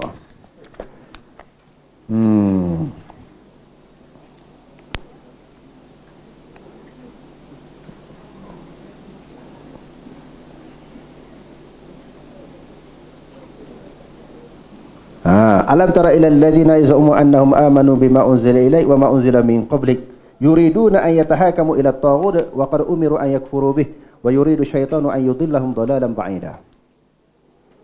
Wahai Muhammad, adakah kamu tidak melihat orang-orang yang menyangka beriman kepada Allah, beriman kepada apa yang diturunkan oleh Allah, dan beriman kepada apa yang diturunkan kepadamu. Tetapi yuriduna an yatahakamu ila at-taghut. Mereka nak berhukum dengan hukum taghut. Maknanya tak nak ikut hukum Allah Ta'ala. Wa yuridu syaitanu an yudillahum dhalalan ba'ida. Dan berkehendaki oleh syaitan menjauhkan mereka daripada kamu dengan sejauh-jauhnya. Wa yuridu syaitanu an yudillahum. Dan berkehendaki oleh syaitan untuk menyesatkan mereka dhalalan ba'ida, kesesatan yang sangat jauh. Maknanya kalau kita tak berhukum dengan hukum Allah, kita terima hukum taghut, hukum manusia, perundangan lorek, orang putih, penjajah, boleh jadi membawa kepada kesesatan. Tak mengiktiraf hukum Allah dalam Al-Quran dan hukum yang disampaikan oleh Nabi SAW. Sebab tu dia kata di sini, di antara perkara yang boleh membatalkan kalimah syahadah ialah mengiktikadkan petunjuk daripada Nabi, kan? Misalnya mengiktikadkan hukum taghut, orang yang melampaui batas, atau hukum ciptaan manusia lebih baik daripada hukum Allah yang dibawa oleh Nabi Muhammad SAW. Begitu juga dengan mengiktikadkan peraturan-peraturan dan undang-undang ciptaan manusia lebih utama daripada syariat Islam dan sistem Islam tidak sesuai dipraktikkan di abad ke-20 ini. Ataupun menganggap Islam merupakan punca dan sebab kepada kemunduran umat Islam, atau mengiktikadkan ajaran Islam hanya mengatur hubungan antara manusia dengan Tuhannya sahaja tanpa melibatkan urusan lain. Ni agama ni kita dengan Tuhannya, perundangan, hukum hakam, bab negara, bab politik ni, hak tu bab orang putih, surah pada itu bab dunia, bukan diajar oleh Allah dan juga Rasul. Hak tu tak diambil berat. Tak penting siapa-siapa nak merintah dengan hukum apa.